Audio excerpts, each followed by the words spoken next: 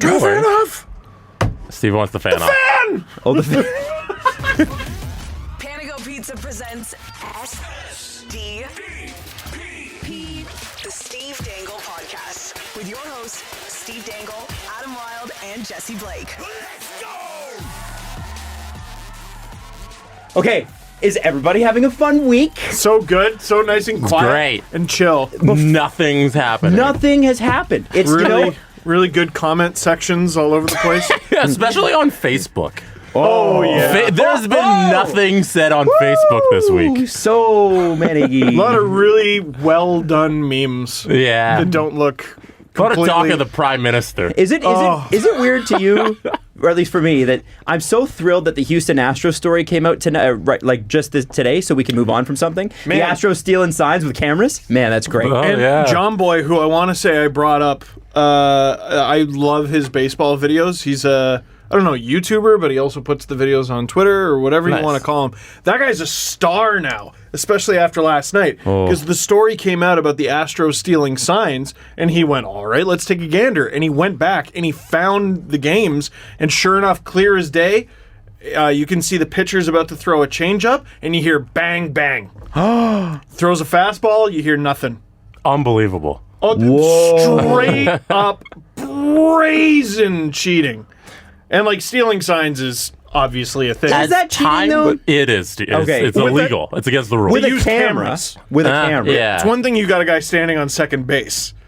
They had a guy Because with a that to camera. me is like, that's gamesmanship if you're standing on second base. Why would you ignore what's in front of you? Yeah. It's true. Right? I Yeah, mean, you play yeah. baseball, Jesse. Your thoughts? Yeah, well, stealing signs is definitely a thing. Like, if you're standing on second and you can see the fingers that go down in the catcher, then you definitely try and relay it to the batter. Like, it's definitely a thing. Yeah. It's just, I like it because as time goes on, we just realize how terrible the Houston Astros are. Right, and they were the model organization. And they were Everybody wanted to everything be them. everybody was striving for, and now we're just like, they're kind of pieces of shit. Yeah. Wow. Crazy. Hey, listen. I just want to say a quick shout out to somebody. I have apologies to make to Steve and to Jesse and to another co-host from another show, Jack. So essentially this, when you have a child, and this will happen to you from time to time, you will get into what's called a jam. And both of you will forget that you're working. My wife went back to work at 7 weeks. I don't suggest that you have to do that. It was something she wanted to do. Jeez. And 7 weeks. But she's been on, like, she's lucky in that she lives in the freelance world. So when she's on for like 2 weeks straight. And then she can take a week off. And it's not necessarily a week off, it's a week like recovering. Right. But she's home with the baby more than I am. Because my job's like just a little bit more like regular every day. However, my schedule's more predictable, so I'm home at 2 o'clock. So if she's not home and I'm not home, then we know that we book somebody till 2 o'clock. I'm home at 2, no problem, easy. I take the baby for the rest of the afternoon and put them down at night. Whatever. However, yesterday evening at 8:30 at night, while I was just about to fall asleep, I said, "Wait a second. Caprice is doing a shoot tomorrow. It's a 12-hour shoot from 7 a.m. to 7 p.m. And I have the podcast. It is Wednesday tomorrow. Check the phone. Yep, Wednesday. I called her because because Wait, sorry. It was going to be Wednesday tomorrow. Yeah. I call her from the bedroom because she's still awake downstairs. I didn't want to wake the baby up. No more shouting in the house at night. And I said, "Hey, did we book anybody for tomorrow?" She's like, "Yeah." I said, "Till when?" 2. Shit. And so I tried to figure out every which way I was going to find coverage. And then I was like, okay, you know what? Maybe I'm starting to panic now. I'm like, can we move the day? No, we can't really move the day. You know what? I'll call in. I'll try to steer the ship and I'll call in and I'll do the whole show on the phone. It'll be hilarious. I'll make a joke out of it. No big deal. I walk in this morning and it's been weighing on me all night. I didn't sleep that well last night. My head is throbbing because when I don't sleep well, I get massive headaches. And I look over at my co-host and I go, "Does anybody have a babysitter? Does anyone know anyone that takes care of children?" And Jax goes, "I take care of children." She's like, "Is it your child?" And I was like, "Yes." And she's like, "When do you need me?" And I said, "This afternoon after 2 o'clock, please." And then she said, "No problem, I'll be there." So I just want to say today's show is dedicated to Jax for saving it. Thank you, Jax. And please tweet her at Jax on air to say thank you for saving the SDP. Now, let's figure out who wore the crown, shall we? But there's one important issue we need to get to. Oh, let's not figure it out. Steve and I have been walking out of the tunnel for a long time now to this boxing ring. No, okay. Are we? Okay, all right. No. I was like Floyd Mayweather. I had 50 Cent and Justin Bieber walking down with me as I walked to that ring. you were kind of like McGregor underdog, but everybody knows you're coming to this fight and you're not experienced. Wow. This guy's not even a boxer. He's going to try and take me on. Anyways, Okay. You could have gone with Logan Paul. He just lost a fight and he's a YouTuber. KSI. Am I right, kids? Yeah. Yeah. Is that his name? His real name, I think, is JJ. Oh, okay. That makes me feel old. I'm like, I don't know who Anyways, that person is. I threw out the option that we could totally just move the podcast to tomorrow. I know we don't like moving the podcast, but if it came to that, tomorrow is an option. Mm-hmm. And Steve says, no, I have something to do at night. And I said, what about the rest of the day, Steven? I had the LFR. Uh-huh. I got to spend probably 4 freaking hours round trip getting down here. And I got the podcast. And then I got the Easter Seals draft party that you're not coming to tomorrow night. What time does it start? What time does this? I think 6. Oh, 6 p.m. Wow. Yeah. Yeah. Well, and I don't know if you know this. Well, of course you wouldn't. You never have to drive home from this podcast. Nah. It's a nightmare! And it takes forever, especially on Wednesdays. I didn't know if we started a podcast at 11 a.m. Or weekdays. wrapped up around 1 that one leaving here Queen and John at 1 p.m. Wouldn't leave you enough time to get to a dinner at 6. Jesse, I'm confused as to how time works. it's weird. Is 5 hours enough? Well, I guess not. It's just weird that the guy who knows we never start on time thinks that this would all go according to plan. It's so strange this how would all go according to plan, it's right? so strange how I'm the reason we never start on time. And not the guy who has places to be. I just think it's funny how. Yeah? Oh, yeah. No, finish the sentence. No. If you have something to come back at, that's cool. Steve shows up late, and Jesse's all mad about it as he sets up the cameras for another half hour. That could have been done while you were waiting for the big burden of the show. Could have been done while you waited on old Iceberg Steve, old boat anchor Steve. How many parts of the Titanic am I? I'm the iceberg. I'm the anchor. What Do you else? want me to move the goalpost? No. What now? No. All right. Jesse, I wouldn't want you to move the goalposts because goalposts aren't flexible. I just want to see a little bend. Totally. I'm the one who's got to come down here for this. Watch this. Watch Forget this Everly. wobble. I'm the victim. Okay? Forget your baby. I am the victim. What are you You gonna ever say? seen a guy take a real nice slap shot in slow mo? Yeah. You ever watch that? And you, Satisfying. And you see that hybrid stick. The bend. Oh, that bend. The flex. I'm going to bend for you in this argument all right right, now. let's I'm go. going to bend like a nice hybrid stick. Okay. Let's say we start a little late. Let's say we start at noon. Oh, man. Oh, wow. Okay. We set it for 11, but nobody shows up till noon, and then we kick it off at noon. Podcast goes 90 minutes. It's 1:30. 1:30 to 6 p.m. You can't get home? Wait. You can't go to a dinner? Was the plan to start the show at noon? We can start anytime. The studio's free tomorrow. First of all, we can't always start at any time. I'm like, can we start earlier? No, we can't. Why? Because it's a radio studio where Adam shit's going said on. Also, it was what time do free. you want me to get up for the friggin' LFR? You want me to get up at 5 in the morning to do that thing? I don't go to bed at the same time as you, Jesse. I'm telling you, Steve. What? Game ends at 9:30 p.m. Yes. I'm giving you from 9:30 p.m. to 9:30 a.m. to 1. Get 8 hours of sleep. You can fit that in. 2, do an LFR. Probably fit that in. And then at 9:30 a.m. you'll leave to get... They don't require any prep. No, And everyone can do it, too. prepping isn't Everyone watching can do the it. You can all game. do it, right? Oh, You can all do it. It's so easy. It's so freaking easy. Sportsnet will just let any idiot work for them, won't they? Well, if you believe the Facebook comments. Yeah. Let's not throw in... They took Doug McClain and Kim Rios and Cherry's salary and they gave it all to me. You friggin' mouth-breathing idiots. What? Let's not throw in the Who fact... else am I fighting with? Let's go. Let's not throw in the fact that you weren't even supposed to do your last LFR. Why wasn't I? Did- Hat guy was supposed to. That's right. I could have kicked my feet up as Hat guy did the last LFR. Somebody didn't live up to the bet. Yeah. True. Well, Guys? somebody recognized that would have been a shitty idea. It is Adam? actually time for Who Wore the Crown because we're running out of time to get to it. So let's get to it, shall Let's we? do Jesse, it. I have one last thing to say.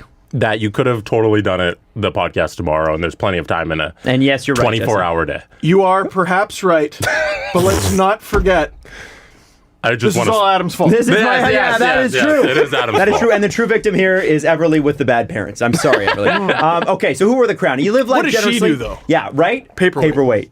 She's a paperweight with arms, so she occasionally carries stuff. But and I gotta tell you, all right, different reactions. Something listen, if you haven't gone down the kid highway yet, I will just write. I just want around month 4.5, 5. They start to like they're already starting to look at you and smile, which is amazing, and they laugh or whatever. Yeah, is what they do. But then they start to reach out to you. Somebody's going to clip that. Yeah. That's what babies do. I'm just an adult that sounds like that as well. But they start to do this. Like they start to put their hands out in front of you when you walk, in front of them when you walk, which means pick me up and hug me. Caregiver, love me. Yes. Oh, and my boy, goodness. it breaks your heart every time. You think it might wear off after a while? No, it doesn't. And I could almost cry right now thinking about it. So let's move on. I swear to God. Couldn't you? It is. Anyway. It's so fun watching all my friends turn into dads. We were at a bachelor party. I used to be hard as fuck. No, never. But We were at a bachelor Now party, you're just and a we soft had motherfucker. yeah, that's right. Add salt. bachelor parties used to be all about like, oh, just party, drink your face off. But now we have like a gentleman's day, which is like we sit down. We pulled a long dinner table in front of a big TV, and we had giant steaks and scotch. And we watched Star Wars Rogue One. And then for any of you who have seen it, the My Stardust part came on. And our friend, who it was his first weekend away from his kid, his daughter, just like in the movie, he just started crying. Aww. It's fun watching all these, like, yeah, I'll drink 24 beers, what's up? Now crying at Stardust. Adam, who wore the crown? Who did wear the crown? Well, you guys know that if you live generously, life will treat you royally. Why not pour yourself? Why not pour yourself in a friend of Crown Royal? Because we're going to talk about who wore the crown. We do this every time. We recognize a Leaf player from the last game or the last couple of games since our last show that has really given it all for the Leafs. And it's the hashtag is Our Town, Our Crown. If you want to get involved with this, live generously. Life treats you royally. Let us get into it. Steve, from the Chicago game, who wears your crown? I want to go with me on account of it was 4-1 when I turned the game on in the car. And so according to goals that I saw, I believe the Leafs beat the Blackhawks 3-1. Wow. So I'm going to say I wear the crown, but in absence of that, I'm going to say Austin Matthews. Now, why do you say Austin Matthews? That was a really disappointing game. But he, over the past 3 games, I'm going to say, we've been asking this guy to give more of a damn, right? Mm-hmm. And it should be easier for him to give more of a damn and be a takeover type player with John Tavares back in the lineup. It lightens his load. And sure enough, he's been a monster. Mm-hmm. That is a scary, scary player. I haven't been focused too much on his two-way game because he has the puck the whole time. Which is sort of what would take away from... That makes him a great defensive center. Mm-hmm. Right. And there were a couple ones where like he was on the ice for it, but I don't necessarily think it was his fault. Takeover game, most assists he's ever had in a game. He had a 4-assist game against Chicago, completely wasted. I'm going to give it to Austin Matthews. Great. I was also going to do the same. Okay. And I wanted to say Austin Matthews because of one particular play, and I forget whether it was goal 3 or 4, but they're in the offensive zone, and it's almost right away. It's a face-off. Blows through the guy, gets the puck. What is it? To Nylander? Yeah, to Nylander. Yeah. Uh-huh. And that goal right there. That was the duo all night. There was. And I think that particular goal for me... Sorry, half the night. ...was so what we want those two to be. Oh my God. Yeah. I want that to be automatic for them. And I realize there's some time left that they need to develop. But I believe truly that those two can be so unbelievably dominant. And you can see flashes of it. When you see stuff like that, you're like, why can't that happen all the time? And it can, and I think they'll get there, but it was nice to see them kind of feel like, all right, great. Now, there were some reasons why they didn't win that game, partially on all of them, but... Well, yeah, we'll go through that. We'll go through it. I, like, in the same way that Matthews needed to step up in absence of Tavares, this is the biggest stretch of William Nylander's career. And the team's record isn't great so far in the Mitch Marner's gone era. I want to say they're 0-1-1. But Willie's been great. Arguably their best player or second best. Wait, Yes. what? Hold on. Oh, Repeat that last sentence. Willie's been their best player or second best. There's a crown right there. Hold on. Yes? I thought what he said was, "You're right, Jesse. I can get my LFR done and a podcast in the same day." Did I hear that right, or am I? I think he said that as well, a little more under his breath. And then he followed up with, "LFRs are easy, you guys. You can do it too." Sometimes they make Elliot do them. And then what I said is... Elliot FRs. Am I right? Then what I said is, Adam, I'm moving downtown into a place that you own with exposed brick.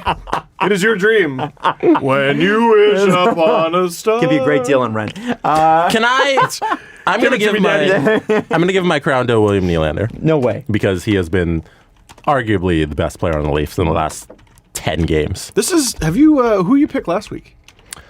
If I can remember correctly, it was William Nylander. Okay. Yeah, All right. yeah, I wasn't yeah. sure. Yeah. All right. But I also want to give a half crown, or if I can get 2 crowns this episode, I'd A like, tiara.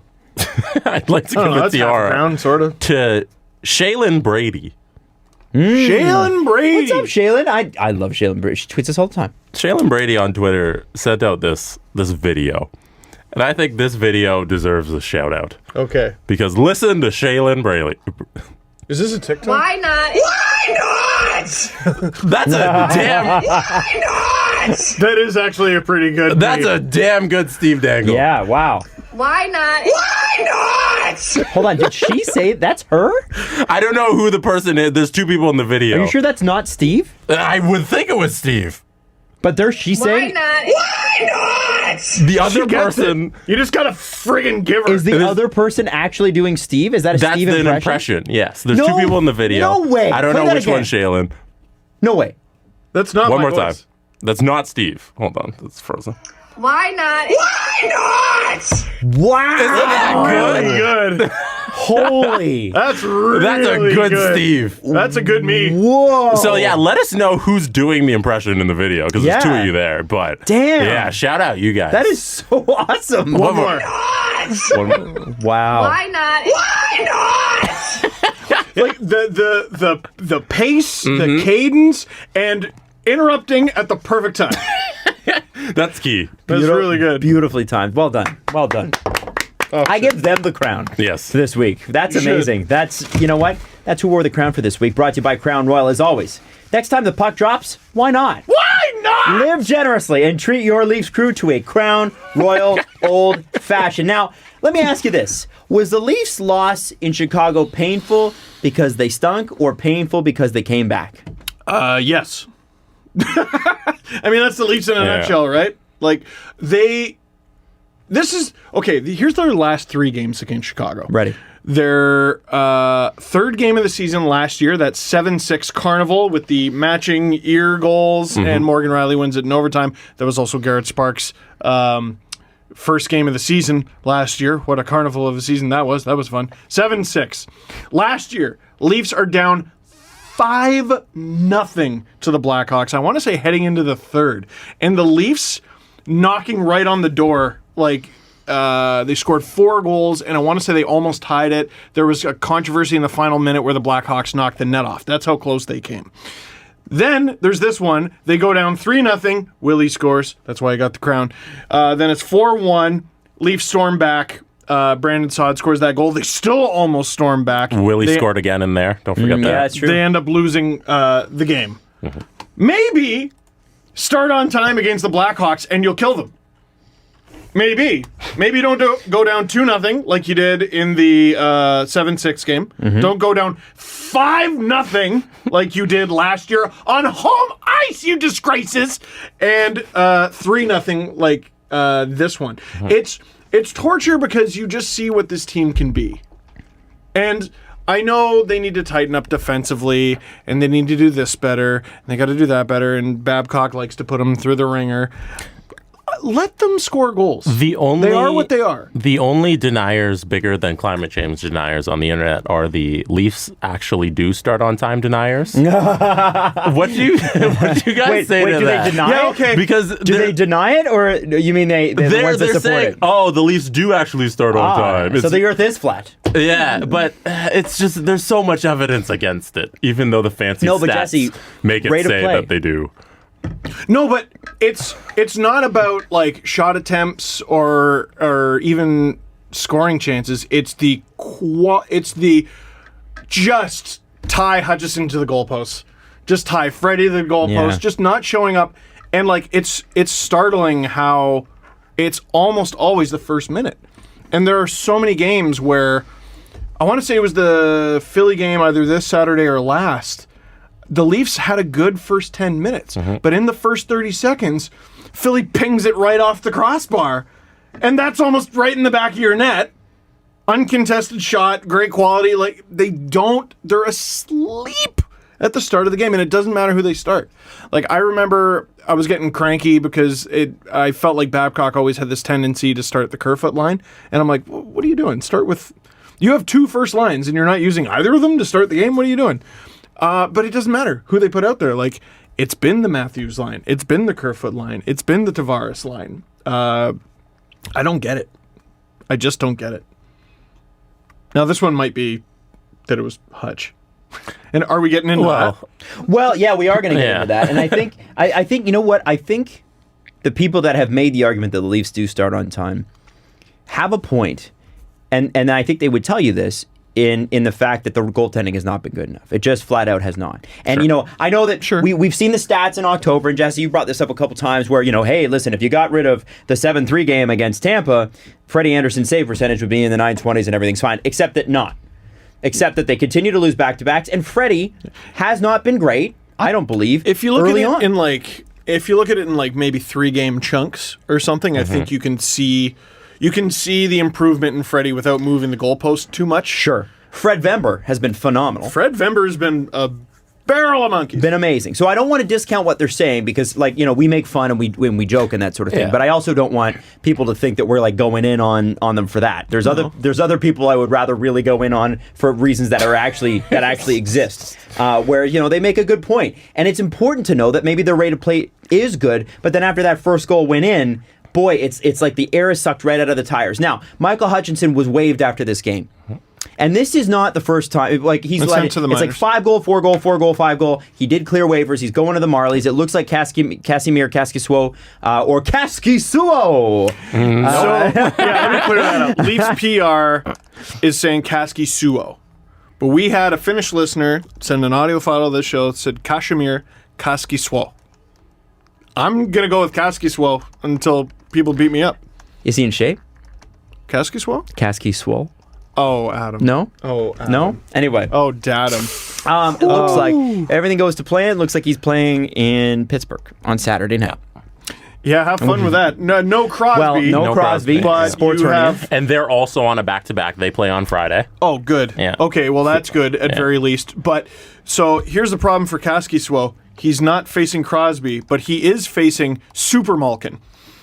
Malkin is always good, and then whenever Crosby's hurt, he turns into Super Saiyan Malkin, and he's also a Leafs murderer. Just gonna say he's like Ovechkin, just a guy that loves the Leafs. Loves playing the for Leafs. many years. That was everybody. Yeah, true. Eric true. Stahl. But if and you I'm like, look at- well, his whole career they've sucked. So yeah. If you look at Ovechkin's numbers against the Leafs, though, it's sort of stupid. Like, I think like a ninth of his goals have happened against the Leafs. It's so stupid. It's a stupid number. It really is. Like, I would love to know actually how many goals Ovechkin has, and I would love to calculate the percentage of goals that Ovechkin has scored in his career against the Leafs, because I think he scored the most goals against any team it's against the Leafs. I believe that's the case. Yeah, Gretzky. I can pull it up here. Okay, pull it up. Never got to. Never had to play. Who was that guy the Leafs got from the Red Wings years ago? I forget his name. Lebda? Brett Lebda. I forgot his name. That was a Man, I remember every Leaf. That's how forgettable he was. trending topic on Twitter years ago. Do you want the numbers? Still my Yeah, favorite what are the stat of numbers? all What time. is he? Who's he scored against? Alexander Ovechkin splits versus opponents. Number 1 on the list is the Tampa Bay Lightning. He's Makes played sense. 69 games against them. So most at any team. No, Carolina Hurricanes would be the most, who come in second. Hold on. Gathering the numbers. They're not in order. Oh, of course. So 1, Tampa, 69 games played, 47 goals. 2, Toronto, 50 games played versus them, 41 goals. That's insane. Hold on. Yeah. How many goals does he have in his No, career? Toronto's 3. many- Winnipeg is 2, 65 games, 47 goals. That's Winnipeg / Atlanta, yes. right? And those were some bad teams. Toronto's 3, 50 goals, 50 games played, 41 goals. Then comes Carolina, 78 games and only 40 goals. So there you go. Those are the top 4. So he has 671 goals in his career. You want to Yeah. have your mind blown right now? Sorry for the That's okay. convoluted numbers there. Want to have your mind blown? Yeah. Ovechkin has 41 goals in 50 games against the Leafs. How many goals do you think that is on an 82-game pace? What is he said? It's like 67. that's fun. Oh my god! I'm Terrifying. just looking over the numbers. I think that's the highest percentage versus any team. Versus like Minnesota, he has 15 goals in 16 games, but Oh my! yeah. Oh but of my any God. any team he's played like over 40 times, the Leafs appear to be the highest. How do you calculate percentage again? It's For what? so if I were to Small take number, big number divided by small number. big number divided by small number. Okay, so Not 671 necessarily, divided but- by 41. 16% of his career goals have happened against the Leafs. 1 in every 16 goals. No, small number divided by No. big. Oh, Small number divided divided by, and then you move How the many goals? percentage. Sorry, How many goals did he 41. score? We're gonna do Small this, number by and big you're all number. gonna listen to it. This is such a struggle segment. 41 divided by how many goals? 6%. That's 80 still- All the same. That's still a lot. Yeah, a lot. 82% of games he scored against the Leafs. Anyway, the I don't know where we were going here, but I think the point here is that the Michael Hutchinson thing wasn't working, and you could talk to me about the Leafs not playing and hanging him out to dry and whatever. You could even now don't talk to me about Garrett Sparks. I don't know why people keep bringing him up. Chicago Wolves shutout streak record holder. That's right, and that's great. I think there was more than Garrett Sparks' play to deal with last year. I think there was a personality conflict in the room. That's what I Yeah. honestly think. I have no proof, but we know he's good in the AHL. yeah. I don't. Who's like, oh my god, But Casimir Casimir Kaskisuo. Casimir Kaskisuo has a chance now. He's got a 928, I believe, in the AHL. Some Yes. really great stats you were tweeting actually the other day. And I'm looking him up right now. He led all goalies in the playoffs last year. Yeah, because he had a With in bad, save what is it, bad percentage. first month or something? He had and a then bad regular season. I think it was 39th and 38th in goals against and save percentage He had a amongst really- all eligible goalies. Really bad first 3 months was his problem. I haven't read the Scott Wheeler article that I retweeted in full. So where is it? Here it is.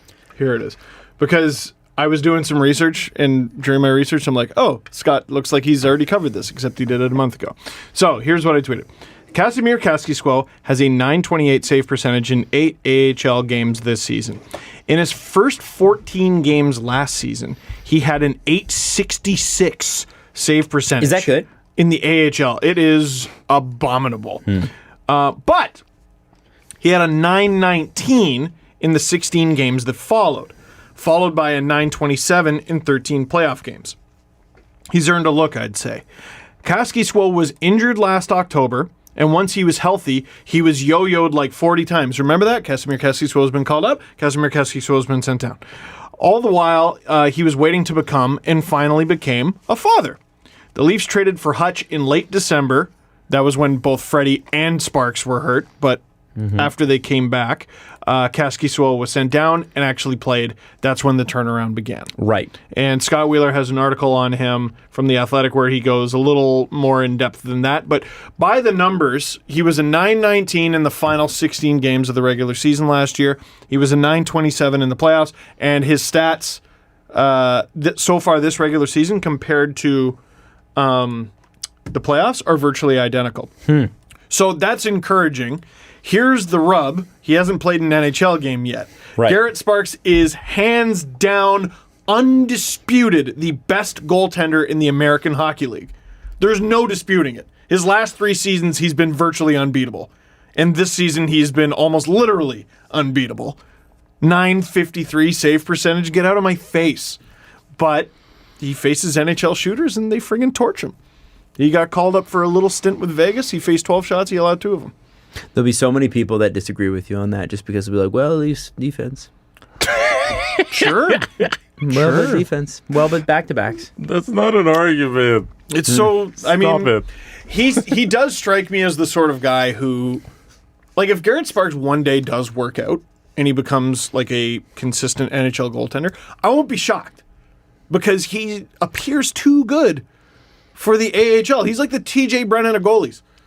Where Is he just a 4A guy though? To use a Maybe. baseball Or term. two yeah, way. maybe. Yeah. know? I wonder with him, too. No, you he know- didn't mean goalies. He meant baseball. No, I know, No, But but- yeah, I was trying to take it and apply it to the end. It didn't work. Listen, I don't know if you guys are new here, but that happens a lot. I think that I think with Garrett Sparks, the issue that I always had was he's a down and out guy, so he'll make this spectacular down and out save. Right. The problem is at the NHL, you have to be so spectacular to make a spectacular down and out save. It's just that much more, and that's not to go against what the AHL guys are. They're extremely talented. However, you don't have a lot of guys in the AHL scoring 120 points. You know what I mean? Yeah. You guys at the next level scoring that kind of like it's that there is a quite the chasm. There's a jump.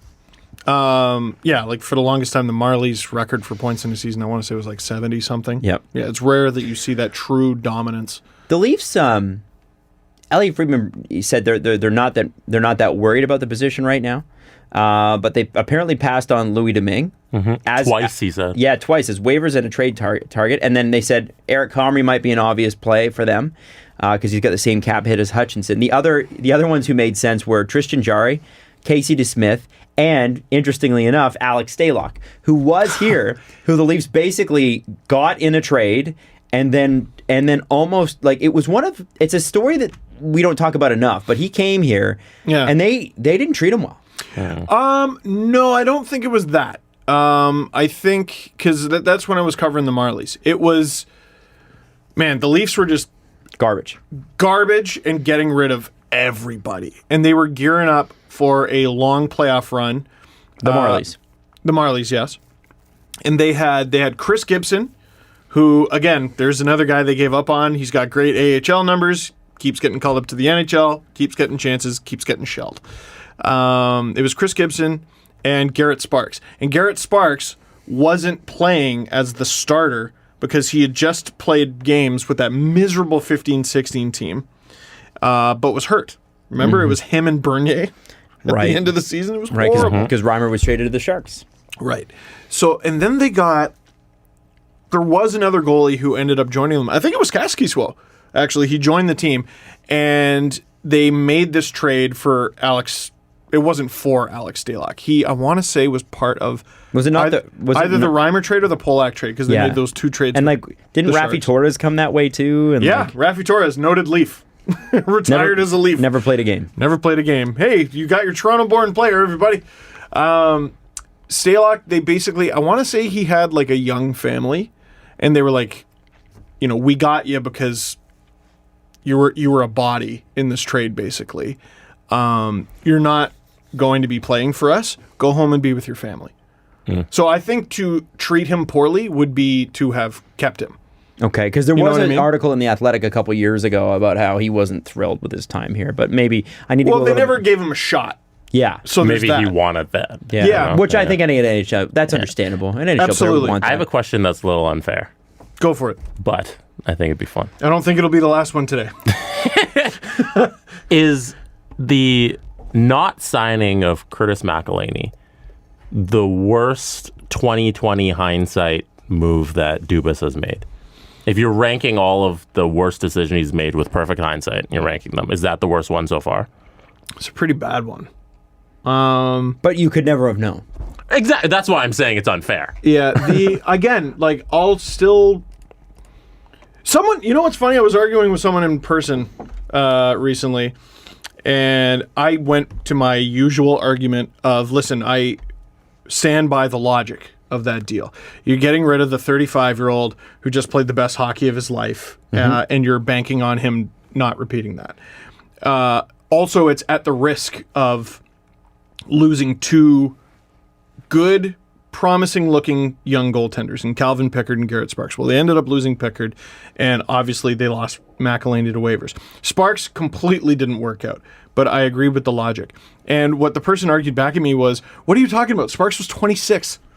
Or he was like 25 or something like that. And I know goalies tend to take longer, but I don't know. That was his opportunity. And also the back-to-backs, that's the gig. And McElhinney stood on his brain. Stood on his brain for this team. I don't know anything. I don't profess to know anything about how Curtis McElhinney's done this year. But what I will say is that, we gave Mike Babcock and have given Mike Babcock a hard time for a lot of things. But one thing he was absolutely correct on. He wanted Mac. Not just that. It's not what that he wanted Mac, it's why. And why he wanted Mac was not just because I don't think he was even expecting Mac to be the same goalie that he was this previous season. He wanted Mac because Mac had played at the NHL level and he'd won and he could do it. And he was a backup. And it's such a weird thing to say because you look and you go, well, look at all the numbers that Sparks did. How could he not have that? We just didn't. And I don't know what the reasons for that would be, but I can tell you that there is a huge jump. You talk to any goaltender that's formally played in both leagues, and they will tell you the first time. I heard there was a goalie once.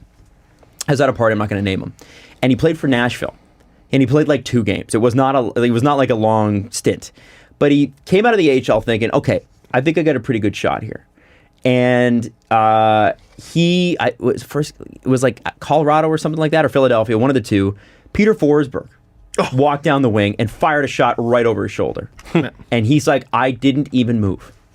I didn't even react. It was so fast. And he said, the difference is huge. And I think Mike Babcock, because we give him so much shit, deserves credit for saying, you know what? Winning at this level is just different because the shots are different, because the players are different, because the play's faster, because of all these things. And in that regard, and I'm a Mike Babcock fan, despite what I say on this show. I'm generally a fan of what he does. I think he was absolutely right. But again, Kyle Dubas, like you said, the logic's there. The logic's there. And to your point, to your story there, because Ben Scrivens is another guy who is like, holy shit, they rip it at this level. Mm-hmm. One thing I want out of the NHL's data, a lot of people were ripping Glenn Healy's, because I think he had the radar gun that measured... I think it measured how fast a player was going, but also he did shot speed sometimes. Oh, that's cool. I'd be fascinated to know the average speed of a shot in the NHL versus AHL. Like, I don't want to I bet that data exists. I don't know. Maybe. Like, I want to see NHL players compared to other NHL players, but I want to see the difference in level. I'd also like to know about the torque on one of those shots. You know what I mean?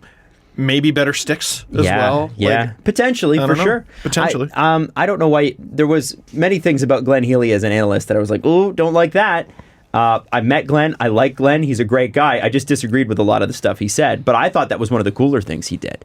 And I thought, at least behind the bench, the guy had something to say. Yeah. There's a lot of guys who call games now, like only with Glenn gone, where I'm like, well, at least he had a bloody opinion. He wasn't. Yeah, he was friendly off the ice. He wasn't friendly behind the mic, but at least which he's not was a his yes strength. Guy. Yes. Yeah, no, that's not an insult at all. That was his strength. And I think people were criticizing leaning on the radar gun, which fine, but like I'm fascinated to know the info. Yeah, I think that's cool. It's still fun stats. Yeah, guys can rip it. Another thing, so Babcock was right, but part of me wonders if it was another example of Mike and his I'm right parade with just refusing to let decisions that he disagrees with work. Garrett Sparks played 2 games last October. He had no shot to get into any kind of rhythm. Now I know that's the gig, but you couldn't find one other game, Mike. One other game, 2. Get him into something. I know you're playing to win every night. This will help you win. This will help you win in February, March, But April. based on the way Garrett Sparks played, Mike's argument would be no, it wouldn't. Yeah. You at least discover sooner. Sure. Like, his hand Yeah, if was you're going sort to of make a forced. mistake, make it quickly. Hutch has already played in 5 games because his hand was forced. They've had 5 back-to-backs. Yep. Right? And they're about to have their 6th. So his hand was sort of forced. He got a lot more of a chance than I guess Sparks did, I suppose. So maybe that's what he was talking about. It's also interesting in terms of development, because like in the AHL, I don't think you can let a goalie start all the games because you are. I don't think it's like a forward, sort of, where they go, you want a team full of first liners, right? You want everyone to be a star player. No, I think there is such a thing as a starting goalie and a tandem goalie and a backup goalie. And McElhinney was a great backup goalie, and I don't think it's a role Sparks is suited for. I think he can maybe tandem, because that's what he did with Pickard, and they were both really good. But that backup life, especially that role with the Leafs. Tough. It's just, what we're not talking enough about how they did make a point of saying, we're going to get Freddie more rest this year. And they've done nothing to address it. Nothing. Hutch was never going to get a weekday start on rest. What are you talking about? So, if Kaski-Swo gives them better goaltending on the second half of back-to-backs, and maybe they pick up a few wins, wonderful. It solves nothing. Well, it does solve the problem of not winning the back-to-backs. Sure, okay, it solves. It 50% doesn't solve of the problem. enough. It doesn't solve enough. Fair. It doesn't solve enough. I'm not trying to split hairs, but I like guess. it. Well, and to, I guess, maybe Babcock's point, McElhinney plays last year. Did the Leafs get home ice advantage against Boston? Maybe. Who knows? Who knows? I don't know. Oh, they could have lost it at home. Could have. Which would have been great. Hey, so tonight versus the Islanders, obviously, Tavares' next return. Oh. But at least Freddie Anderson's starting this time. No Mitch Marner, and it's funny that... the Tavares Leafs have not lost to the Islanders with Freddie Anderson in net. Well... Just saying. I'm sure somebody sold some tickets to that game tonight. Oh, yeah. Mitch Marner is out. Elliot Friedman, interestingly, in his column said, I think Nick Batin really deserves an opportunity. I didn't realize this. Because I guess I really noticed Nick Batin when he is playing. He's only played 5 games this year. Yep. I didn't realize it was that little. I think they got to give him a shot. Like an actual shot. I haven't seen what their lines are. Do you have their lines? Like I can pull it up. Have they, Penny would probably have they posted them yet? Let's check Henny tweets. It doesn't look like he has lines. Kristen Shilton? Going down the... Luke Fox? No, let's check. Anyway, my idea was keep Janssen, Matthews, Nylander together. Have the second line... And Hyman's playing. Yeah, it's difficult. Because without Hyman in the lineup, I had Patan with Tavares. Put Patan on the left of Tavares and Moore on the right. It's a difficult line to deal with. It's completely different, but it's difficult to deal with. With Hyman in the lineup, I'm struggling to find a spot for Patan. And I don't. Is Hyman back tonight? Yes, he is. And I don't want to shove him on the fourth line because I don't think he succeeds in that role. No. So here's Kristen Shilton. Defense, they've done nothing. Who's surprised? Okay. Janssen, Matthews, Nylander, Hyman, Tavares, Kapanen. I don't blame them, but I disagree. Mikheyev, Kerfoot, Moore. That's fun. Patan, Shore, Gauthier. What did Spezza do to Mike, man? Shore has not been that good. And you need, especially on the power play, Hyman doesn't provide anything there. He doesn't play on the power play. You need a little bit of playmaking. You need a little bit of hands. Oh, stop. Give him... If Spezza doesn't play the next home game, just forget it with him. I haven't hated him. He's been fine. Yeah, well, a couple dumb penalties. He can't have a night off. Shore's taking penalties. And then he went out there and killed them and didn't do a great job of killing them. You don't like that they're yo-yoing them? They're not. They're not switching back and forth. Spezza played last game. Yeah, because Marner was out. Yeah. Now Hyman's back and he's out again. Yeah, and then he'll be back Spezza on was Friday. in out of necessity. They were both in last game. Yeah, and then he'll play Friday or Saturday. I'll believe it when I see it. He'll play Friday or Saturday. There's a back-to-back. He plays neither. No, okay, now I'm just being ridiculous. Timashov is out of the lineup. Do you want to bet another hat guy LFR that you're not going to do? God, no. Well, I don't honor it, so yeah, sure. But Timashov's not even in the lineup tonight, so... Yeah. And there's a guy who, I don't think deserves to come out of the lineup. And for as much as Babcock appears to love him, he doesn't friggin' play him. Timoshov's always playing like 8 minutes. I don't know. I'm waiting for Dubas to do some galaxy brain stuff because I'm getting pretty fed up. We keep hearing out of like different injury reports, you'll hear like a little, like one line here or there that they want to give the lineup a chance. Like, okay. Whenever there's like trade rumors, people are like, oh, it's time to trade somebody, or this guy's coming back. It's always like, oh, but Dubas wants to see them go at full force. But cool. How long can you wait on that before you got to make a move? Till Christmas, apparently, because that's when they're going to be healthy. So, optimistically, because Marner, they said, is out a minimum of 4 weeks. Yeah, because he's on IR, so he's got to spend the whole time there. I've seen some doctors say 4 to 6. Now, the only benefit... We'll see him in January. Yeah. There's no point rushing him back. Bring him back for the kids game, December 23rd at 2. I love the kids game. It's really cool. It's a great idea. I can tell you they're already working on the intro for that. And last year was all Fortnite themed, so they made the Leafs all Fortnite, and they like the ice for it is so cool because obviously they got that ice projector. We ran through, and I was actually reporting for Leafs Nation Network at that point, and we actually got to see it like run a few times, and they bring the kids out, and it's just go to that game if you can. Go to that game, and they do something that we suggested years ago on this podcast. Now, not because we suggested it, but I think because it's a pretty easy... Yeah, they were listening, and they're like, those guys with 2,000 listens a show, they're the ones that we want to listen to.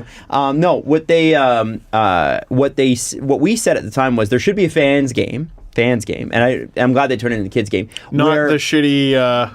fans' first game, the free preseason game that no one cared about. Not that. Yeah. What I suggested, and I think we talked about, was that every year, instead of getting 41 tickets as a season ticket holder, you get 40. And one game goes to people so anyone can buy a ticket. Right. And is that what this game is? Well, no. It's that, but it's different because I believe that a lot of the tickets which are held by season ticket holders, they reach out to you and say, listen, will you give them up for this game so we can, and a lot of the season ticket holders will. That's awesome. So that's cool. It's a cool kickoff to the holidays, too, because a lot of people, it's a 2. You just can't go. So it's the season of giving. Like, hey, you want an early Christmas present? Yeah. Here you go. And last year, it was That's just awesome. after. It was like on the 28th or something. Oh, was it? Yeah. And it's always and they had just come back from Carolina. Yeah, they had just... This is the 3rd straight year. Interesting. I guess Carolina's like, sure. We'll play we'll do it. I guess. Yeah, it was weird. I saw that weird game where they shelled Scott Darling a few years ago. It's a lot of fun. But they'll get a little bit of cap relief, but they'll also not have Mitch Marner in the lineup, which I think is a terrible trade. Not worth it. Guys at LTIR, so... Yeah. Well, do you want enough cap room that you can afford Tristan Jarry, I guess? Is that going to move the needle? Oh, yeah. Oh, but it does give Dubas some room if he does want to make But room is like $700,000. Hey. Room is like being able to have spares on his roster. Oh. Yeah, so when Mitch Marner comes back, does Jason Spezza then have to go? I don't think that's the case anymore. Yeah. Like, I don't think they'd have to waive him anymore, which is a big deal. That's possible. It is a big deal. Because it was going to really, honestly, we knew injuries were coming at some point, but it really would have sucked to see him waived. Like even if he got waived and went back to Ottawa, which would have been a fitting thing, like if Ottawa had claimed him, that would have been amazing, whatever. The guy's from here. His family's here. He has a house here. He's in a neighborhood here. He's involved. He doesn't suck. He doesn't suck. He's actually quite a good addition to the team. Like I don't, and you know what? One of the most telling things I think for me was because the Leafs went through a really shitty October, and let's be honest, it wasn't great, and you could tell it wasn't great. Luke Fox even said, in this reporter's opinion, at the end of one of his articles, the Leafs are better with Spezza in the locker room. Oh. Now, that might just be, again, you probably show me all the stats in the world that tell me he's not really an effective player anymore, whatever. I still think some of that matters. I still think 100%. attitude and atmosphere matter. And and having a guy that's been to the Stanley Cup Finals before, who has been through it again and again and again, and who really could use a Stanley Cup on his resume, like, man, wouldn't that be a nice cap on the career? It would be just so nice to have him there. It's the same thing Do it for Spets. with Patrick Marleau. Like, Patrick Marleau's presence in the locker room meant something. Yes. And if he wasn't $4.25 million a year, you keep him for that reason. $6.25 Oh, sorry, $6.25 million. Doesn't know how to treat veterans. Well, it's funny because he's apparently a veteran guy. Like when he does, with Zetterberg and Datsuk and like Abdul Kader, I think No. he picks his veterans. There's no rhyme or reason to it really, but like not playing Modano in his 1500th game, get a clue. I can't remember exactly how Alfredson was treated. Mike Commodore, we obviously know that story. Jason York, I know for a fact, was a guy who was buried basically by Babcock, and then he got traded and went on to play another 2 and some odd seasons in the NHL after signing a new deal. It's weird, this guy, man. He decides he doesn't like you, and then when he does decide he likes you, it's out of nowhere and extremely weird. How is Justin Hall on this team this season? He was not a hockey player last year. He was a hockey practicer. Non-factor. He was a hockey practicer. And whenever he had to go on the lineup, remember that frigging Justin Hall, Igor Ozhiganov pairing? That wasn't even fair. It was like one of them's playing their abomination. off thing, and like it's just not Wow, fair. Justin Hall looks terrible. Yeah! He didn't play! Josh Levo, just one day. Oh, you know, I like him. And then they And traded Dubas him. is like, cool, well, I have to trade him now, dick. He had to. It was get Carconi for him or get nothing. So he chose Carconi. And then the Sens went, we'll take Carconi. And Dubas said, yeah, well, that's about right. It's like giving away Josh Levo in the deal where they lost Connor Brown as well. You know? A much cheaper guy. Would have fit great on this year's team, probably. Provided a lot of things Babcock loves. You know? Don't wait till it's too late there, Mike. It's so strange. Such a strange coach. I don't know. Yeah. Well, it is nice to see him in the lineup regularly. Now, we're going to move on to something quick here. Or if not quick. We got lots to talk about. But I want to talk about the LA Kings, who to me are quickly becoming one of the most interesting franchises in the NHL. For a while there, they were great, and then they were not. And we were wondering what the hell they were doing. We know their AHL team is doing well. We know that they've got some great things in the pipeline. And now you better have a good AHL team if your NHL team sucks. Yeah, for sure. And now we're finally starting to see what exactly Rob Blake is doing. Because for a while it was like, what are you doing? You signing Kovalchuk? What are you doing? The museum of the LA Kings. Yeah. Like, what are we? Why are we doing this? And a lot of this is stuff he inherited. To be fair. Yep. But I would argue that they could have been better faster if they'd made the moves they needed to make. If they hadn't signed Kovalchuk, if they traded Tyler Toffoli last year instead of there was moves they could have made sooner, much sooner. Totally. That would have propelled this faster. However, they believed. 18 months ago when they signed Kovalchuk, they believed they were a playoff team. Was it only? Oh my God! You know, it's funny because we rag on certain teams for their cap By the way, situation. Kovalchuk was the second bell of the ball on the Tavares year. So it was Tavares, Kovalchuk. Right. And Forgot about LA that. stopped San Jose from getting Kovalchuk, who was And their second. Boston. And Boston, which is a Boston shame. wanted him bad. I bet he would be great in Boston, though. Damn it. Yeah, probably. Yeah, 40 goal scorer, Ilya Kovalchuk. I don't remember what I was going to Well, say. so Never mind. here's what's happened today. Oh, sorry. We've dumped on a lot of teams for like cap management and trades they should have made. The Kings have largely escaped that scoring on this show because I don't know what I would do. They've got Dustin Brown still has 40 years left on his deal. Like, I don't know where you're supposed to go. And Jeff Carter, whose deal isn't his cap is bad. not even enormous, but he's not that good anymore. Right. And he's but not if the you had direction this traded league is him going. 18 months ago, I think you would have been able to get more for him or retained less or whatever it is. You'd have found a taker. But you would have found a taker, and you got to convince them, here, take 5 or 7 years or whatever it is left on From like a sports franchise business perspective, I always understand the Stanley Cup team or the team that's good for a long time holding on to those old players just for in terms of like season tickets and fan base, and you want to sell jerseys of those guys because the fans like them. Yeah, we sold 40,000 of these jerseys. We must keep this player. But from just a sports management type, and it was just like, hey, we want to win, you always got to cut ties with these guys early. Yeah, and that they was didn't over do that 5 at years all. ago. That was Dean Lombardi's It was biggest problem, though. He was too loyal. Mm-hmm. Like the Mike Richards situation did Dean Lombardi in. It just did. And I don't want to get into that right now. Kings won the cup a few months after you joined the show. Right. Yeah. It was a long time ago. But it was a long time ago. That was a long time ago. And now it seems like now they're back to, okay, we're setting the standard higher. We may not win more, but we are setting the standard higher. Ilya Kovalchuk has been benched officially today for the foreseeable future.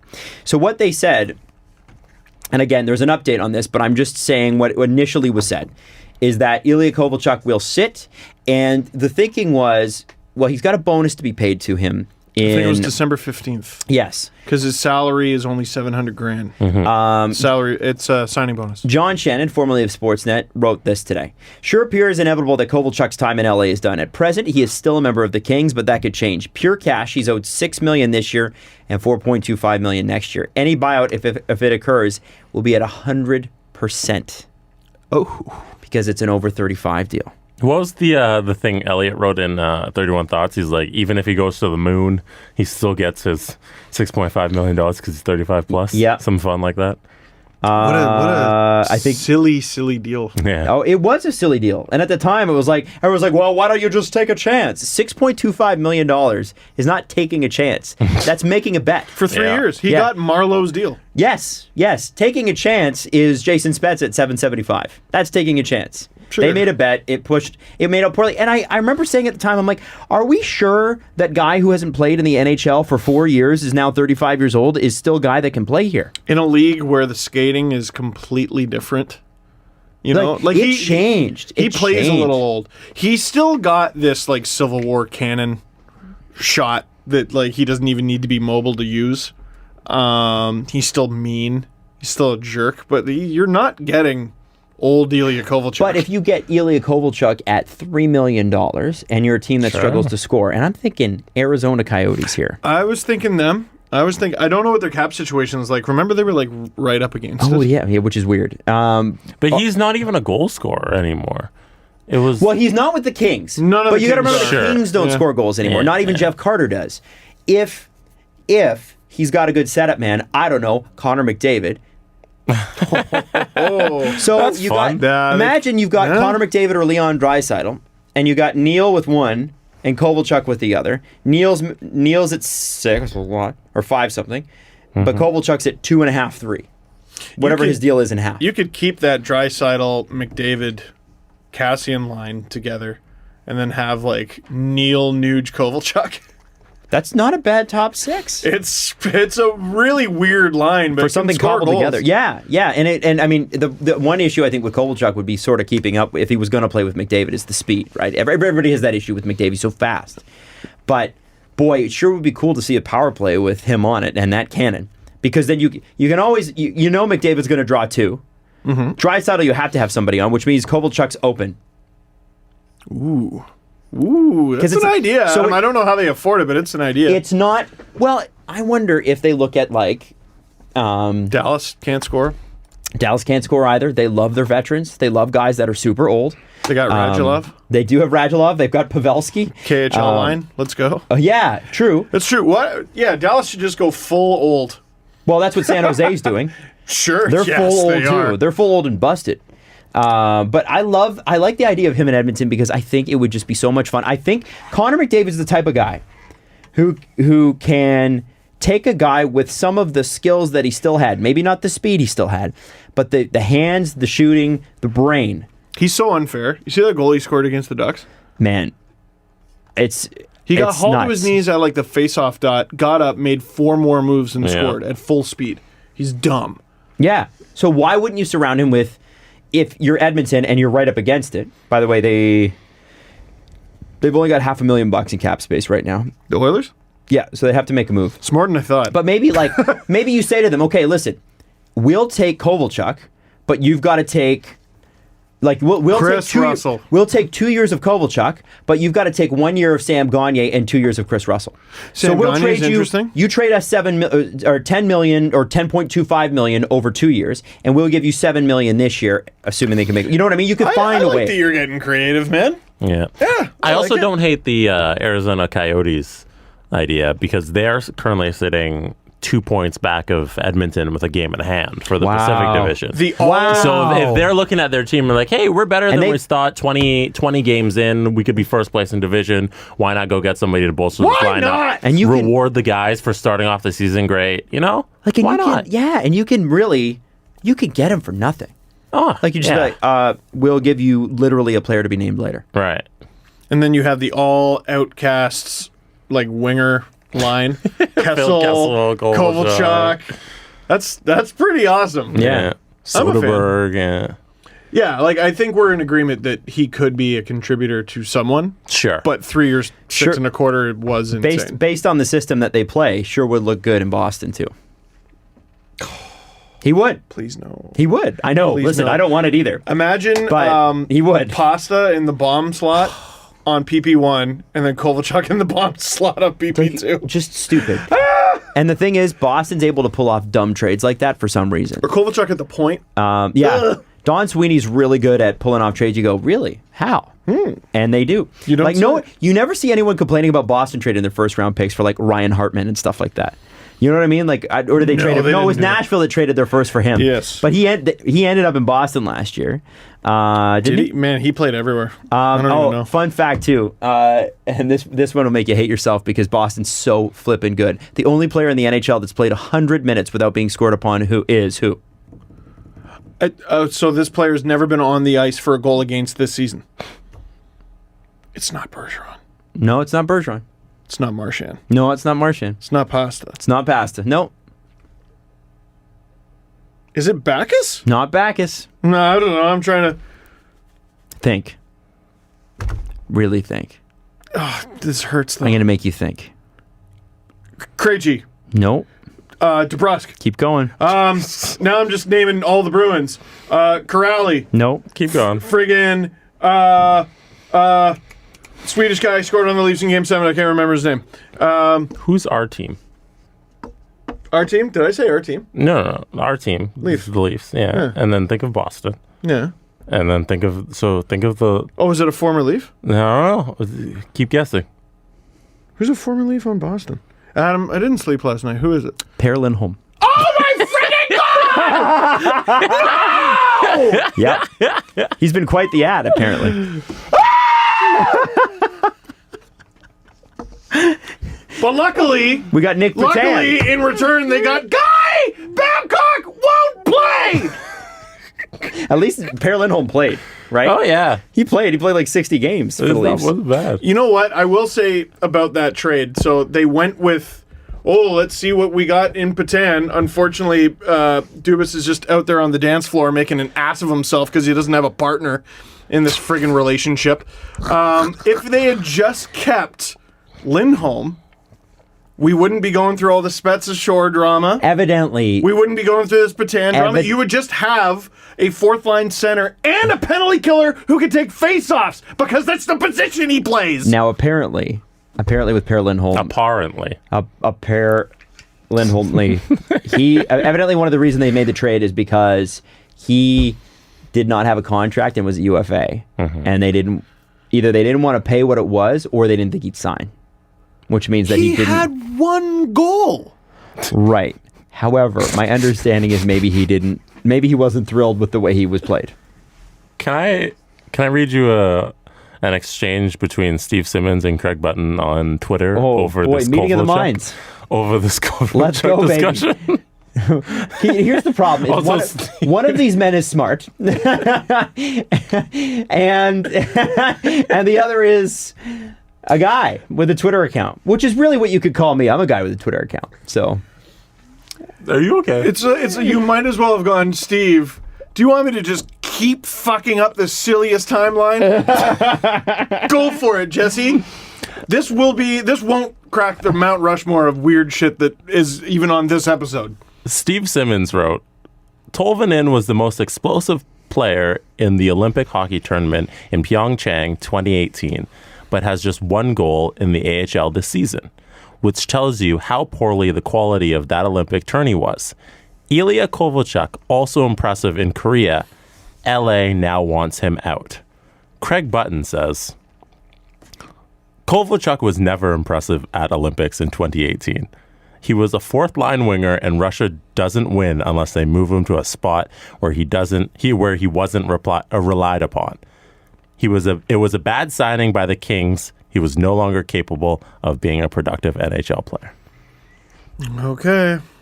They put him on a ridiculous in a ridiculous position to succeed in St. Petersburg too, on that friggin' Monstars team that was just decimating all their shitty little KHL opponents. It was never good.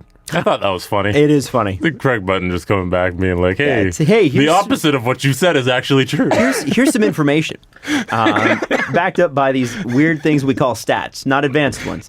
Mike Kelly, actually, from Mike Kelly NHL, interestingly tweeted something, and this is for Toronto fans only, but Toronto will miss Mitch Marner on most special teams. Leads forwards in PK ice time and is tied for the lead in power play points. At 5-on-5, though, 0 goals and 4 assists in 18 games. Not good enough. Matthews, Nylander, and Mikheyev have been the Leafs' most productive even-strength forwards all year. They're still in the lineup. Who was that second name?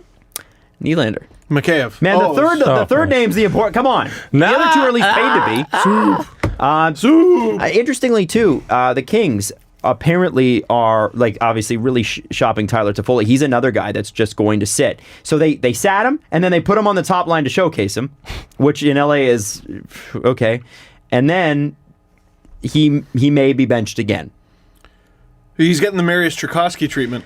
Yeah. I remember that from when I was a kid. He either wouldn't play or he'd play with Sundin, and it drove me insane. It was weird. It's weird. Yeah. So I just don't know how you trade a guy like Tyler Toffoli.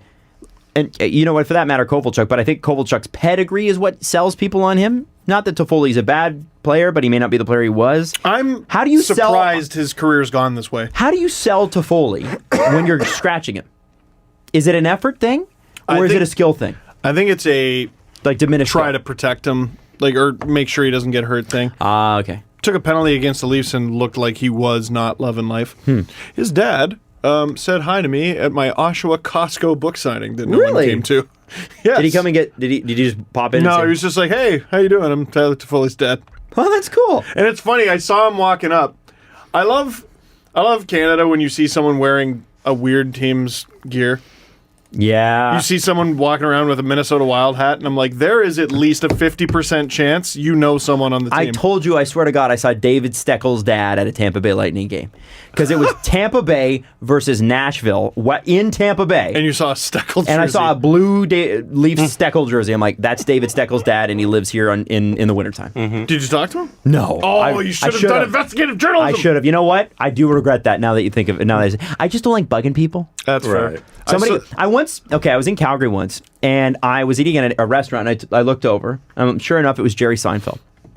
Oh, wow. Wait, what? Jerry Seinfeld was doing a show in Calgary that night. I looked over, and I'm having there's like 3 people on this patio. It's downtown Calgary on the weekend, so nobody's there. And there's this street, I want to say it's 7th, and it's beautiful. Like, it's absolutely beautiful. It's like a walk. Idiot. Yeah. It's like you walk down it. It's an all pedestrian street. Absolutely beautiful in the winter, in the summer, whatever. And it was early spring, and it was a nice day, and it was one of those weird Chinooks had come up, so it went from -10 to 20 degrees in the same day. So you're outside in your shorts and t-shirt while there's snow on the ground. And I looked over, sunny and beautiful, and there's Jerry Seinfeld. And my co-host at the time, Danae and Fuzzy, gave me the biggest hard time for not saying hi to him. And I was like, no, I just can't. I can't do that. I don't want to bother him. That's the right move. Every story I've ever heard is Seinfeld would be like, hi, thanks. He's not a big... I don't think it's that he's unfriendly. It's just he doesn't like people walking up on him, I guess. And after 30 years of it, I can imagine that it would get a little bit annoying. What's the deal with people saying hi to me? Oh my God, how many times every day do you think he gets what's the deal? Oh my God.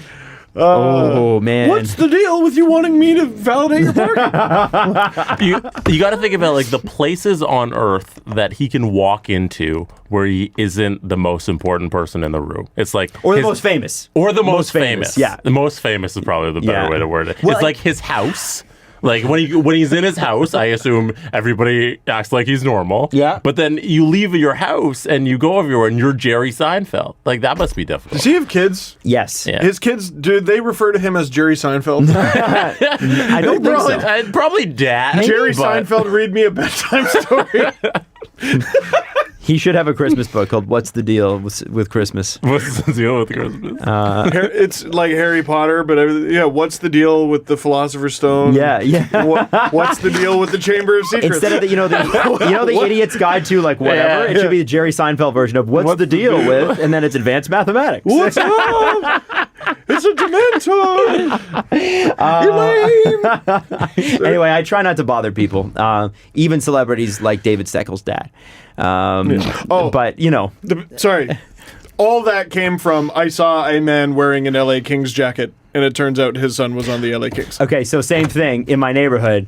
I'm like, I was walking down the street with my dog one day, and I'm like 9, with my couple my buddies who are twins, and they live closer to this person's house, and it is like she is decked out in this one particular NHL team. You won't even say. I'm not going to tell you, 'cause But it's you know. weird. Why not? Non-Canadian NHL team. And it's like, and then no, I'll tell you. Okay. And then I just don't want to ruin the story yet. And she's like, "Oh, you gonna watch the game tonight?" And I was like, "Yeah, go Leafs, go." And she's like, "Nope." And I was like, and I turned to the guys afterwards, and I'm like, "What's her deal? Like, how are you in Toronto and you're not a Leaf fan?" And they're like, "Well, that's Chris Draper's mom." That makes sense. She like I'm talking decked out Red Wow. Wings, right down to her shoes. And he decked was a out. big Leaf fan as a kid. Yeah. Was yeah. he? Oh, yeah. I know that for a fact Wow. because we had the same grade 2 teacher. And my grade 2 teacher was a Habs fan who, Chris Draper had this big Maple Leafs jacket. And as a joke, he'd be like, "Yeah, no, you're not allowed to bring that in here. You hang it in the hall with the rest of the trash." Was grade 2 when you got the nickname Dangle? No, I was like grade 11, grade 12. Oh, Like okay. I grade- thought it yeah. was way earlier. Yeah, No. I was there when he got it. He used to write it on the chalkboard. no, and it wasn't a nickname. No one called me that. No, but it was something that you wrote on behind, right? It was Yes. yeah, it was a pseudonym. Interestingly, It's very funny. Darren Ferris did something, and the world did not find out about it. It's weird. What? I know. So strangely enough, Darren Ferris had a meeting with an NHL GM, and CNN did not report on it. Wow. Shocking as it is, New Jersey GM Ray Shero and Darren Ferris, Taylor Hall's representation, also Mitch Marner's representation, were tight-lipped about last week's pizza summit in Calgary, according to Elliot Friedman. The one thing about Ferris is his history is to tell his clients to wait, especially the UFAs, and see what the market will be. That's a big no for the Devils, but if Hall listens to the Devils, and there's no evidence that he won't, they all know an in-season decision is unlikely. Well, If you're the Devils and you're playing like this, don't wait, man. Don't wait. make the trade. Make the trade. And you know what? While you're at it, blow it all out. Gee, that's tough, man. It's November. You know who I Yeah. trade him to? You know who's desperate? Who's desperate? San Jose. Oh, that's not the issue they're facing. Trade Subban while you're at it. Well, that's what I mean. Why not? They don't have enough right-handed D. Why wouldn't you trade those two valuable pieces and go after or actually you can't really trade with San Jose because Ottawa's got their pick. You need to trade with a team that still thinks they can be good. Dallas. Oh, dude.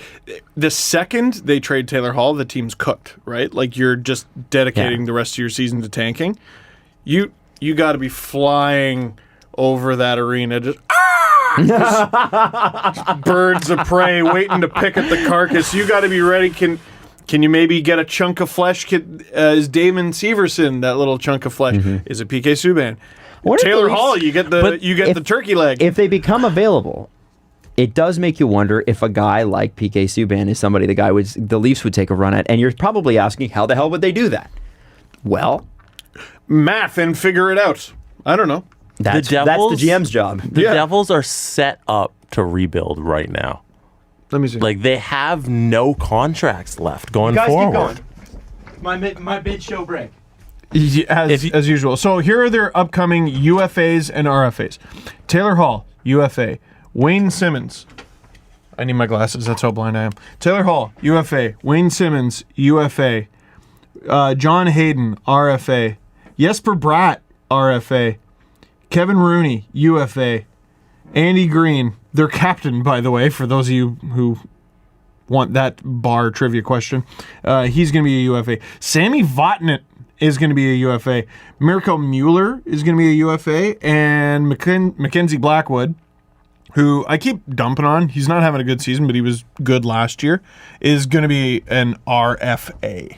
You are not wrong, Don't Jesse. you look at that and be like, if they could have a sale right now, get so many assets, and have all the cap space in the world to set up for a nice run in the mid-2000s. Well, yes. Or mid-20... 2020s, I don't whatever know. you would call It's them. definitely not 2000s how I refer to it, but And then 20s. you make you make your franchise cornerstones, Nico Hischier and Jack Hughes. Yep. No more of the Taylor Hall thing. You missed your window. No more of PK Subban. Mm-hmm. You get rid of him. You get rid of Hall. You move on from Corey Schneider. You move on. Well, you try. You can't. Yeah. I mean, if you're going full tank, you keep him. You keep Corey Schneider. And you wait until the very, very deadline to trade Wayne Simmons. Yeah. Surely someone's going to give But you still far a too much. UFA, you get the assets for that. Adam, take a look at Sammy Vatanen. New Jersey's cap friendly there. Man. And tell me they couldn't have a fire sale in the next 2 years and have all the assets in the world. There's another guy they could have a crack at, by the way, Sammy Vatanen. Mm-hmm. Cap hit is not far off from Cody Ceci. Well, and that's the funny thing. Like Sammy Vatanen is up after this year. Andy Green's done as well. Andy Green we just went through all of them. did. Oh, sorry. Okay, sorry. Yeah. So, but there's so much money coming off the books, right? With the exception of Corey Schneider, I look at the Devils, and like you said, Jesse, to kick this off before I went to the bathroom, they are perfectly positioned to do this and build this team around. And I would keep Severson, I would keep Will Butcher, and I would keep Nico Hischier because you don't have a choice. Obviously. But other than that, That's your new core, though. Yeah. Right. Hischier and Hughes. is that a bad core? It's not a bad core. No. But the issue is And Jack Hughes, obviously. They're perfect. Yeah. They're perfectly positioned to rebuild. They're also, because of all that money, perfectly positioned to sign Taylor Hall. Right. Yeah, but there's no point in signing him if you're not good. I think there is. There's no point in him signing there Yeah. if they're not Yes. good. Right? And I like Pavel Zacha too. Sure. He's okay. Like think that's he's a good You guy. still that's need not- guys That's that not are a. No, he's not a star, but That's I a like piece. what he. Yeah, Right. he's It's a piece. and you It's a need piece. pieces. Yeah, you do need pieces. You're a piece. Competent bums. So You need pieces. I am a piece. exactly. I'm just saying. Listen, man. I just I was just saying, like, Subban's fine, but he doesn't match your window. No. Taylor Hall's fine. I don't think he matches your window. You build for the future. Mackenzie Blackwood is your goalie of the future, Is unless he? you find someone else. He was good last year, not very good this year.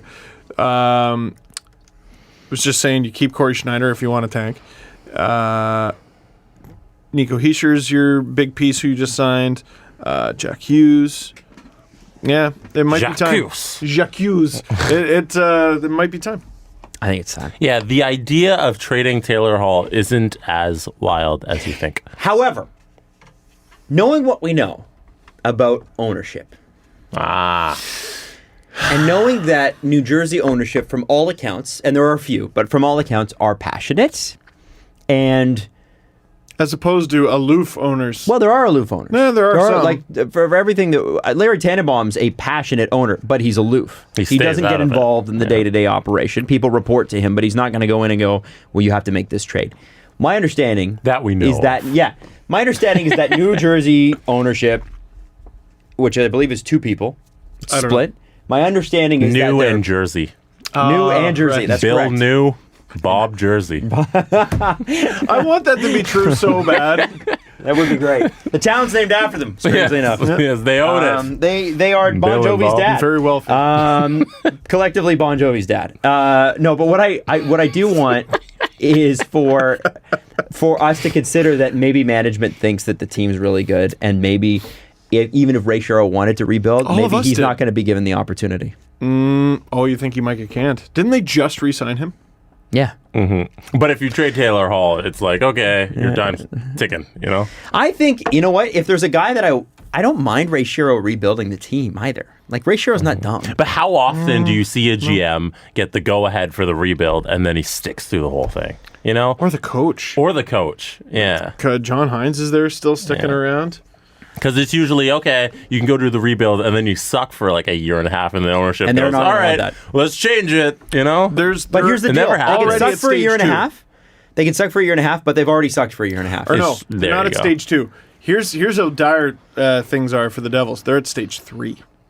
Stage 1 is, we suck. Where they have the early season frustrations of, none of us are happy and everyone's doing the locker room head down thing. And it's not even necessarily after a game. It's just the theme of the week is you suck. You suck week. You suck week. Part 2 is our goaltending sucks. Let's go do something about it. So they've already made the move there. Part 3, GM and big UFA meet face-to-face in November? I mean, good on you for studying ahead of the exam. But that strikes me as a, all right, what are we doing here conversation. That strikes me as a doing your homework, not necessarily just to re-sign a free agent, but is this blow it up time? I wonder if the reason Darren Ferris didn't say anything, because he doesn't need to apply pressure to New Jersey. They're going to trade Taylor Hall. He needed to apply pressure to the Leafs, and it worked. Does he need to do the same with New Jersey? No, he left. He doesn't. Adam, he left $7,000 on the table. So that he could get his junior number in there. He left $7,000 a year. How dare you? How many years did he sign for? Was it 7? Mitch? Yeah. Yeah. He signed 7 years? I don't remember. I don't even know, man. It sucked It's the just- soul out it of my body. I think I don't know. it was 6. 6 It years? was 6. So he gave Wow. up 35,000, 36,000 bucks? If you put that in the bank with 3% He interest, gave up an SUV that he would never buy. He gave up a compact SUV, a low-level SUV. He gave which, up by the way, What he would refer to as an SUV for poor people. Yeah, a Honda CRV, like what I have. Mitchell Still Marner mad. signed 1, 2, 3, 4, First name 5, still. 6. Last name Mad. Mitch Marner signed for 6 years. Great. Good. 6 times 7? Thank you for your sacrifice. 42,000 is what he gave up. Oh, wow. Oh, because math. Plus interest. Guys, Plus say that's 35? Plus What an that's idiot. American dollars. Wow! Right? Holy smokes. That's crazy. And it's funny, we're like, oh man, making all that money, and then you see the way his leg bent, and I'm like, maybe players deserve money. Also, we were talking about New Jersey. Oh yeah. Nah. Yeah, but we've moved on to a team. oh, real team. You can't even chirp Devils fans. They Also- go, yeah, we suck now, but fuck you. It's 20 games in, and there's still plenty of time for every team to rebound and every team to fall off the map. Unless Mackenzie Blackwood is the new Jordan Binnington. Yes and no. Maybe He could be. it's sports. We could never have called Jordan Binnington being Jordan Binnington. So there you go.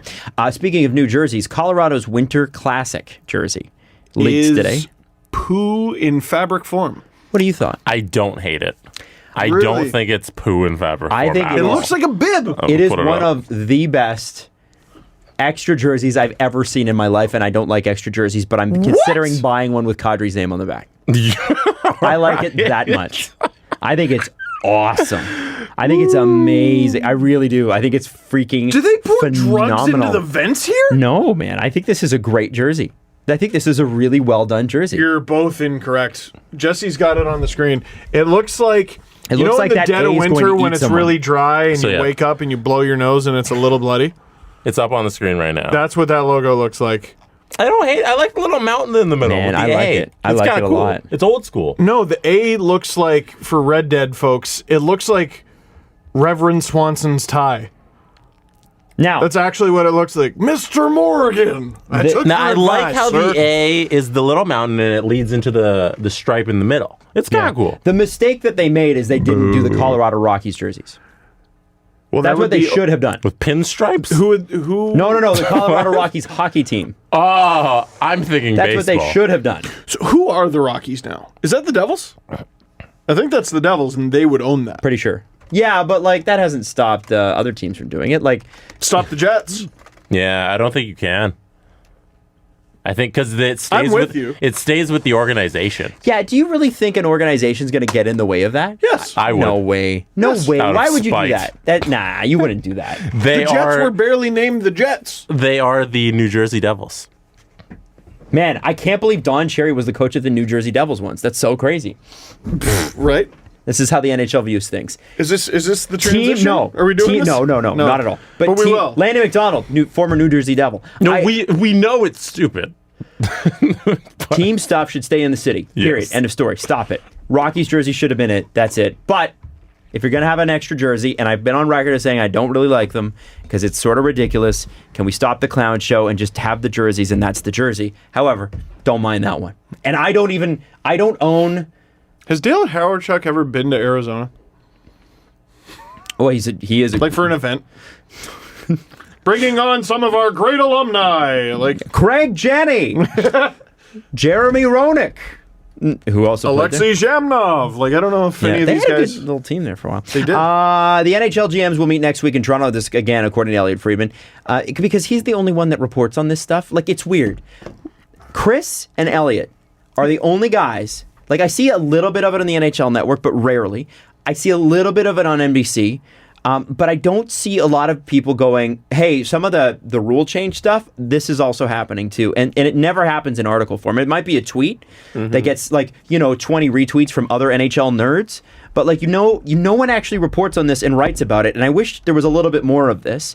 NHL GMs to meet next week in Toronto. There will be conversations about replay, including 2 recent rulings. The first was Colorado's Jared Bednar, who challenged a Radek Faksa goal in Dallas, and there'll be some other ones as well. Mm-hmm. The problem with that one was that it wasn't a penalty. It couldn't have been overturned because that wasn't a penalty, but the ref didn't tell him beforehand. So they were like, oh, you're embarrassing the coaches by going and doing the replay, even though he challenged something that couldn't be overturned. Because he thought it was illegal because his stick He scored snapped. a goal with a broken stick. Yes, but that's not... he's like, oh, you can't do that, but you can do that. It's only if you play the puck with the broken stick. Yeah, His stick just snapped on the shot. But then the ref's not like, hey, you can't challenge that. The ref let him challenge it, and then it cost him 4 minutes in penalty minutes. Because he had lost the challenge that's earlier. ridiculous. Yeah, so they got a 4-minute power play because he challenged something that wasn't going to be overturned because it's not against the rules. It's a pretty So they're significant fuck up. Hey, you should probably let him know before you go to the booth and do it. But they're like, no, if he says I want to challenge this, it's not up to us to let him know that that's not a rule. So that's where that one was very ridiculous. interesting. Sorry for the long That's a ref. If that's what happened, that's a gross amount of involvement in the game. You're spite challenging something. Is it his responsibility to let him know the rules of the game? Yes. Well, then The ref? Yes, that's what they're there to do. Okay, so then there needs to be a change there because Yes. they're saying if the coach wants to challenge something and us to go look at it, then that's on him. Colby Armstrong pointed something out last night when I was walking out of ice surfing. He was pointing at, I want to say it was Adam Werner. Did you see that story last night? No. Okay, so Colorado, I think, must have turned down an enchantress that tried to offer them a rose at their front door because they're the most cursed team in the NHL. Rantanen's hurt, Landeskog hurt, and now Philip Grubauer's hurt, their starting goalie. Who's Colorado's backup? Come on. No, I wouldn't expect anyone to get it. Pavel Francouz. No idea. Did you make that name up? I might have. He made his NHL debut last year. He was their backup. 30 seconds into last night's game against the Winnipeg Jets, Mark Scheifele crashes the net, cold cocks him. Out snow angel cold. So they got to throw in the next guy. Well, the next guy is a 131st overall pick from 2016 who has never played an NHL game in his life, and I want to say has 13 North American games to his name. He ended up making 40 saves in a non-shutout because he didn't play the first 30 seconds, which I think is absolutely ridiculous. And they won. Wow. I do not remember why I started telling this story. I don't either. Because my brain is an Etch-a-Sketch right now. I was talking about the rule they have to go change. Here it is. Colby Armstrong pointed out on my way out of the building, Jesus, that Werner had color tape on the butt of his stick. And that's illegal. Oh, wow. You're not allowed to have color tape on the butt of your stick because during a goal review, it could be misinterpreted as a puck. Right. And if you're doing the overhead cam, yes, and it's confusing. And it could be, and dude, I covered the sport, and everyone else in the room was like, what? No one else knew that was a rule. So I don't expect the coach or any player to know every single rule, and including after everything that this league has been through over the past 3 years or so, what is and isn't reviewable. I don't know. I know so if the puck hits the mesh, it's reviewable now. Everything is reviewable essentially in the NHL. It looks. But there's already been a goal this season that hit the mesh, and it counted. Did they review it? I don't remember. If they didn't review it, not, then I guess it's their fault. Yeah. But I don't know. I think that's ridiculous that the ref's like, well, it's against the rules, but I'll go do it anyway. Yeah. That's stupid. I agree. And that's why they are having these Board of Governors meetings to change these things. That's right. Cool. That's right. Now, We got a lot of time out of that Oh my one God. sentence. I just I'm stayed so to tired, decide. man. I was sorry. I'm sorry. No, both of us. so listen, Pavel Francouz! it's been a heck of a week for Pavel Francouz. It's been a heck of a week for anybody that covers, loves, enjoys, plays, broadcasts with the NHL. doing it? Especially Pavel Francouz. Pavel Francouz has had the biggest week of us all. Yes. But there obviously was on Sunday. We didn't have the complete picture of what was going on. No, we got an impassioned reaction to Ron's apology. Right?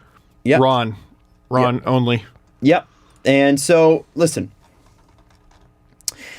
I don't know if we could give you a take on what we've seen with the Don Cherry stuff that you haven't seen on Twitter already, that you... It's already That would be jumped. fresh. It's jumped the shark that was already jumped. Right. When I saw Don Cherry on Tucker Carlson, I thought it was a Photoshop. Same. And I waited till I saw the video to announce to the ice surfing room, I'm like, Don Cherry's on Tucker Carlson right now. And I got like a couple, and I'm like, no, for real, look. Yeah. And a couple resounding, are you fucking kidding me? No, but he's also been on. He also went on the Rebel. He also Did he? Yeah, he went on 680 News. He went on City TV. He went on CTV. He's just doing the media rounds. And actually, Elliot Friedman mentioned it. I loved what he wrote at the end of This 31, is the 31 Thoughts. Thoughts. He said, it's very hard to explain the seismic nature of the last 72 hours. We jokingly called Ron and Don the circus when they traveled together because they were larger than life. I won't work with anyone else in my career who commanded the attention and had the profile Don has. Never. No, and that's fair. There were a few of us watching together last Saturday, and we were slack-jawed in amazement. The whole thing is sad. There are no winners. The aftershock will continue for a long time, exacerbated by this media tour. And he means Don's media tour. I felt horrible Don's making it worse?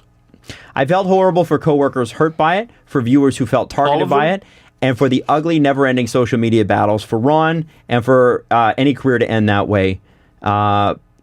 There, but for the grace of God, I go, is how he ended it. Now, I don't want to really go into the Don Cherry stuff because you've heard our opinion on it. You know how we feel. But I do want to talk about something that I'm seeing and that I believe. Sure. I believe genuinely that we are living in a very stressful time. And I don't think that's a hot take. I think everybody kind of knows that. There's a ton of... I can't help but laugh at that. There's a ton of social upheaval right now. And I think most of it's long overdue. However, when you have a bunch of social upheaval like this, and if you look back through history, you look at the 60s as another great example of a ton of social upheaval in a very short amount of time. It's like upheaval on rocket fuel. Most of the time, things change over decades. We're talking about a couple years. Like the civil rights movement's a great example. The gay rights movement at the end of the 70s was another great example. Well, it was building, and then enough people finally said enough. Right. So, but beyond the Don thing, I'm talking about overarching here. When you have upheaval like this, you inevitably have two types of people. You've got people that are for the change, and there are people who are sort of afraid of the change. It puts people in a place of fear because the rules of life that they've come to expect and live by and feel like good people by are changing. And it's not just a few rules that we're dealing with right now. We're talking about everything that people were used to, they grew up with it. It could be 60, 70 years on the earth. And by the way, I cannot relate to what it's like to be 60 or 70 years on this earth yet. I don't know. I can tell you 31. And frankly, we are being challenged to change, and we are being challenged to try to be a little kinder. And I want to say this. The response to many people from these changes that we're seeing, the changes are good in nature. The changes are be better to women. The changes are try to understand what it's like to be a person of color in our countries, in our hemisphere. Try to understand the history. Try to understand why people don't feel like they fit into one gender category or the other. Try to understand. But what that does, because all people are asking is please be a little kinder. But that response to that really is it. That really is it. The response to that is often fear, and that fear leads to vitriol, spewing left and right, and it's frankly understandable. Like, I understand that in the sense that you have those who fear the change and those who fear will never change enough. And they're both sides. There's people who are leading the charge for the change and people who are like, holy shit, I don't want to change. Everyone's scared. What I do want you to do right now is think back 5 years. There are a lot of movements that we've seen in the last 5 years alone that we had never heard of, never even conceived 5 years ago. That were not fully formed. Was a leaf. Well, yeah. The Me Too movement hadn't happened. That's a for instance. There's been many things, but I'm just bringing that up. Yeah. Harvey Weinstein was still top of his game at Miramax. You know what I'm saying? By the way, you got to read that book. You have got to read that book.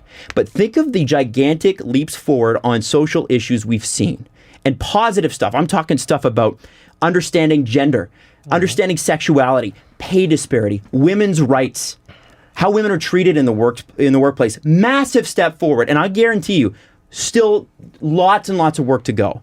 But that was always going to cause a lot of people a lot of stress because nobody wants to believe in their heart of hearts that they are a bad person.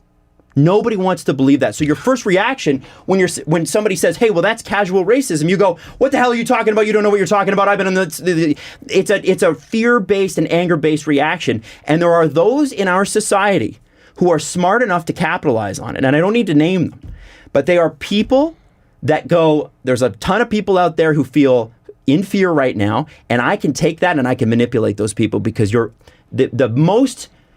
people are most manipulatable." I don't even know if that's a word, when they're fearing things. Impressionable? Yeah, impressionable is different. Sure. When people fear things and you tell them, don't fear, I've got the solution, chances are, the chances of them being polarized and following you are greater. Vulnerable. That's just the reality. Yeah, vulnerable.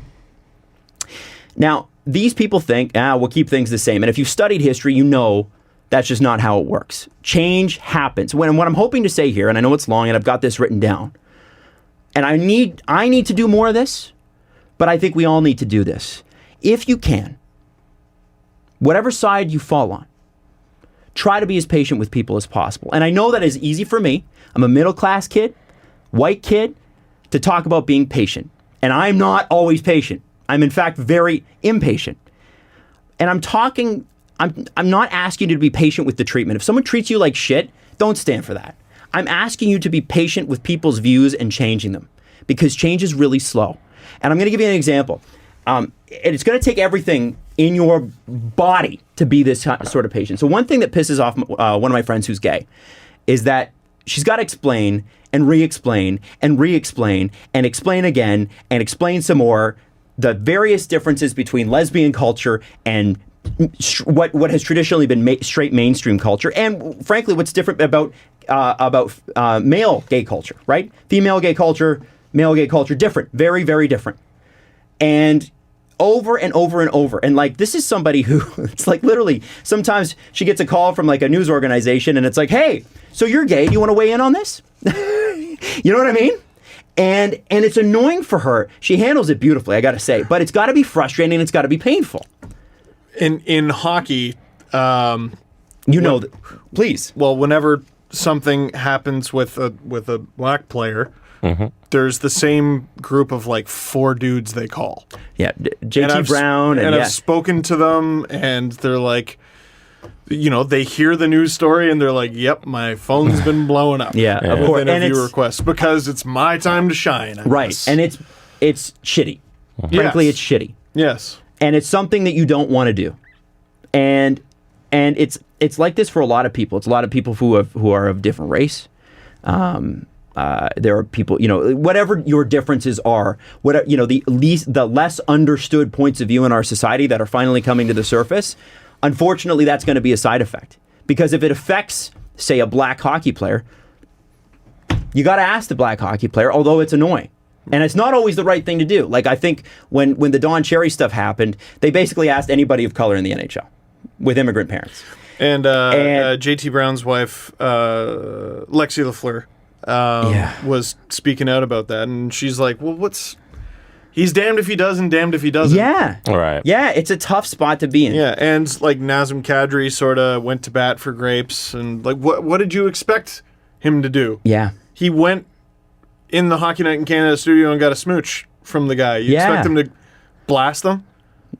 And he's not going to do that because he doesn't. Nazem Kadri does not want to make news on top of Don Cherry news. Also, he doesn't. The locker room, I don't know if you've noticed this, is not a great environment for nuance. And like, if you're expecting a really deep, thoughtful response, that's not the place, man. Yeah. Before the game, after the game, you aren't getting it. No, maybe next summer. Yeah, it's also just ridiculous to ask a hockey player that question, regardless. And at this yet, time, how don't you? Yeah. Yeah. Like, what are the reporters supposed to do? Right, they're doing their job. Yeah. And the hockey player is doing their job by giving a non-response. I guess. So what I'm trying to say here, That's the exchange, right? Like, this is something what I've gone through. I've gone through from my perspective. You sometimes are, and I was, awoken to things that I may not even have realized were bad. You realize that you could be affecting others negatively and not even know it. And so when you tell people that the first time, they go, "What the hell are you talking about? I'm not doing anything to these people." Right? These people. I haven't done anything to these people, to those people. I haven't done a single thing. But then you kind of say, well, wait a second. What about X, Y, and Z? Have you considered that? Which people did with me, and they were patient with me. And that's how change happens. And it happens slow. It's painfully slow. I was flooded with messages from people who were extremely upset with our portrayal of Don Cherry last episode. Some people, and don't react to this, some people went as far as to call us hateful. And objectively, we were not. But you disagreed with us so much, you're like, oh, that's hateful, and you're putting him in the sewer, and the guy's a legend, and blah, blah, blah, blah. But in explaining, I went through my DMs, and in explaining and re-explaining why I felt the way I did about this particular subject, I don't live the Don Cherry thing every day. It's different for somebody who's a person of color, person, different gender, things like that. But in just this one day, going and explaining and re-explaining was such a pain in the ass. So I can only imagine what it's like for people. I can only imagine. But you start to... And literally any woman on Twitter. Yeah, oh my God. That's what I'm talking about, right? You start to give... There's some accounts where I'm just like, God, this just looks so exhausting. Yeah, it's terrible.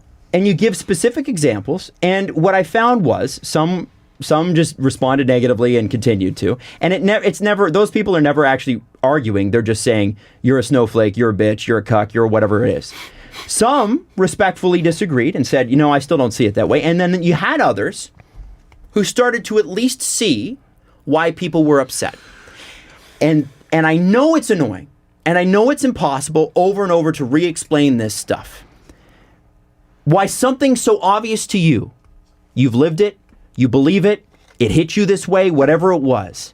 It could be Don Cherry, it could be anything else.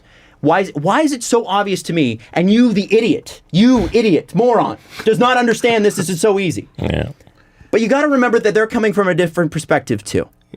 And I think if you can stand it, and a lot of people get really annoyed by it, there is value if you can stay patient enough, and remember, look after yourself first, to try to continue to patiently and kindly explain your point of view. Change is slow. And I got it. The fabric of our society, guys, is changing hugely, very quickly. And there will be divisions. There are divisions. But if we stay as patient as we can with each other, which is something we've all not been good at, we're eventually going to work our way to a new equilibrium where, more people are included, treated fairly, overall happier. I'm looking forward to that day. But then what's going to happen is a generation later, it's going to happen again. It's going to keep changing. And one thing I want to say is with Hockey Night specifically, they have an opportunity right now to take a show, which in my opinion, and I'm just not going to mince words here, has been pretty slow this year.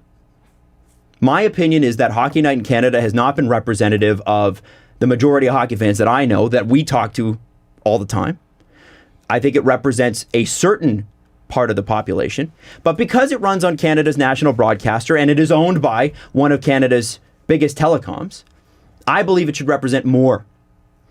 And I don't know what that looks like, but this is their opportunity to have better voices, different points of view, and different age groups. There's an opportunity to modernize this broadcast that has lost touch with its audience, and it has. It absolutely has. We are living right now in a seminal moment for many reasons, and this is a small one.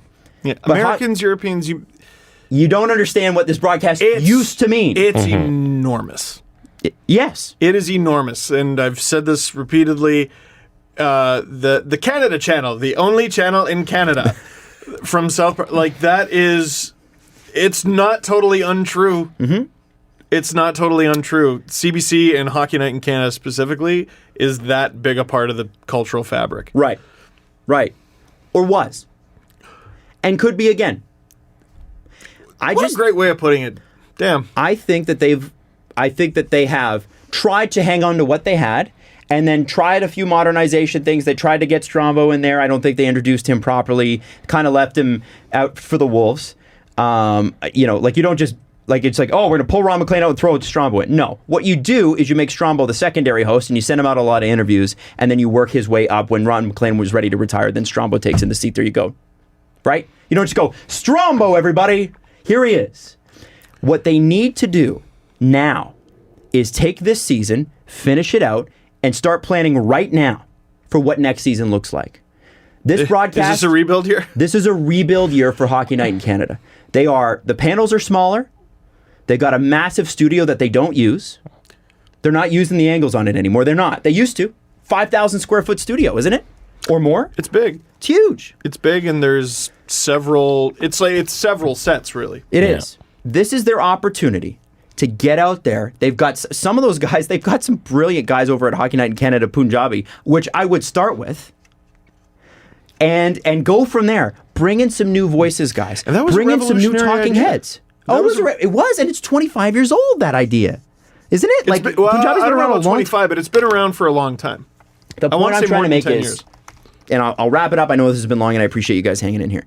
It is time for Hockey Night in Canada to move on, and what I believe is this broadcast 5 years from now will be far stronger than it would have been had they continued down the road they were going on.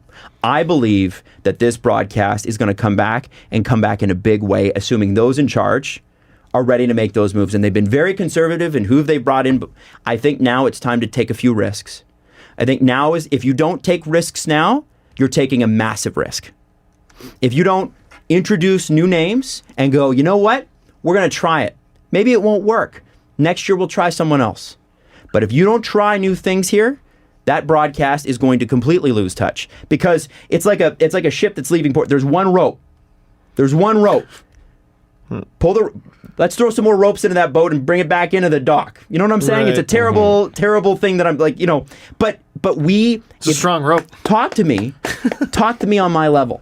I'm a 31-year-old man and I can't relate to it. Yeah, I'm a 31-year-old yeah. white dude who can't relate to a hockey broadcast. I can't. And I haven't been able to for years. It's time. Do either of you, Uh-huh. I'll ask you guys as the one Rogers employee, and you guys are bell scum. Do you guys watch Hockey Night in Canada with the sound on? I do. Yeah, I do. Yeah. Why'd you answer like that? Because I don't watch the commercials, but I watch the... What? That's the backbone of broadcasting, Jesse. I watch the broadcast with the sound on, yes. Okay. Adam? I do, but I'm not always paying attention. Right. Okay. I'm usually on the second screen sometimes, but... I'm tweeting if I can tweet. The other thing I do, I do tell everybody to be quiet for headlines. Headlines is the thing. Yeah. I love headlines. Move that. If you think it's hilarious that there's these betting favorites, like CP24 was running today. That's our local 24-hour news channel, by the way, for anybody not from Toronto. We're running like, who are the odds-on favorite to replace Don Cherry? Nobody. The segment is done. Segment's done. It's never coming back. No. It's over. Oh, Brian Burke's gonna what? No. What? And you know what? It's nothing. I think Brian. He's not even a coach. Yeah, exactly. No. I don't think the segment's done. They're not going to do that anymore. That segment was built for Don Cherry because only Don Cherry could do that segment. It's over. And so that is over. So now they have to reimagine things, and I'm excited for that because usually when there's pressure and there's a big vacuum like that, it means good change can happen. And there's a lot of smart people over there. And I imagine that they can look at this as an opportunity to create something new. Yeah, and I don't know. I'm just going to sound like a company man, but like I walk in that building. Well, you are, Steve. I know. How does the noise go? What? The Rogers. There you go. I thought you were doing the Addams Family. No. No, I walk in that building. So I walked in Sportsnet today, pre-protest. By the way, 30 people showed up to that. If that. With a sign that said Jeffrey Epstein didn't kill us. Yeah, stupid. Anyway, let's not get sidetracked by that. Anyway, so I walk into the Sportsnet building. I walked into CBC yesterday, and I'm a Rogers employee, but like I'm not stupid. I know how horrible everything looks. Right. I know it's been a tough 6 years. But you also know the good people that are working there that are trying. Hardworking people. Yeah, especially behind the scenes and people whose faces you'll probably never see. Mm-hmm. And I just go, okay, there's something here. Like there's hope, right? And all you ever hear about are the layoffs. We can't all be the Athletic and start with zero and just be hiring all the time and stealing just people. be hiring because you're starting at zero. They don't have layoffs because they don't have anyone. They just hired all these people in England. Well, yeah. The previous number was zero. Like, we can't all be that. Yeah. Also, the realities of broadcast have changed. I don't think people realize that there's like no money in television anymore. Yeah. I don't think people get it. Not yet, anyway. You're going to start to see it, especially the Americans. Like, the Americans have not seen it yet. Mm-hmm. It's starting, and it's coming. Like, you hear the way they keep the statistics for TV and radio and keep track of who's watching. It's archaic. Those are phony numbers. It's out of Red date. Dead Redemption. Yeah. Like, it's Arthur scribbling in his journal. Hey, like, this one person in Nebraska represents 10,000 people in and around Nebraska. It's insane. Our YouTube channel has more accurate statistics than a broadcast organization that we are rated by in radio that's 50 years old. The average person who sends out an Instagram photo and the like count is more accurate than a view on a television screen. Is that's 1-to-1. That's a person interacted up. Then you get the count of the stat.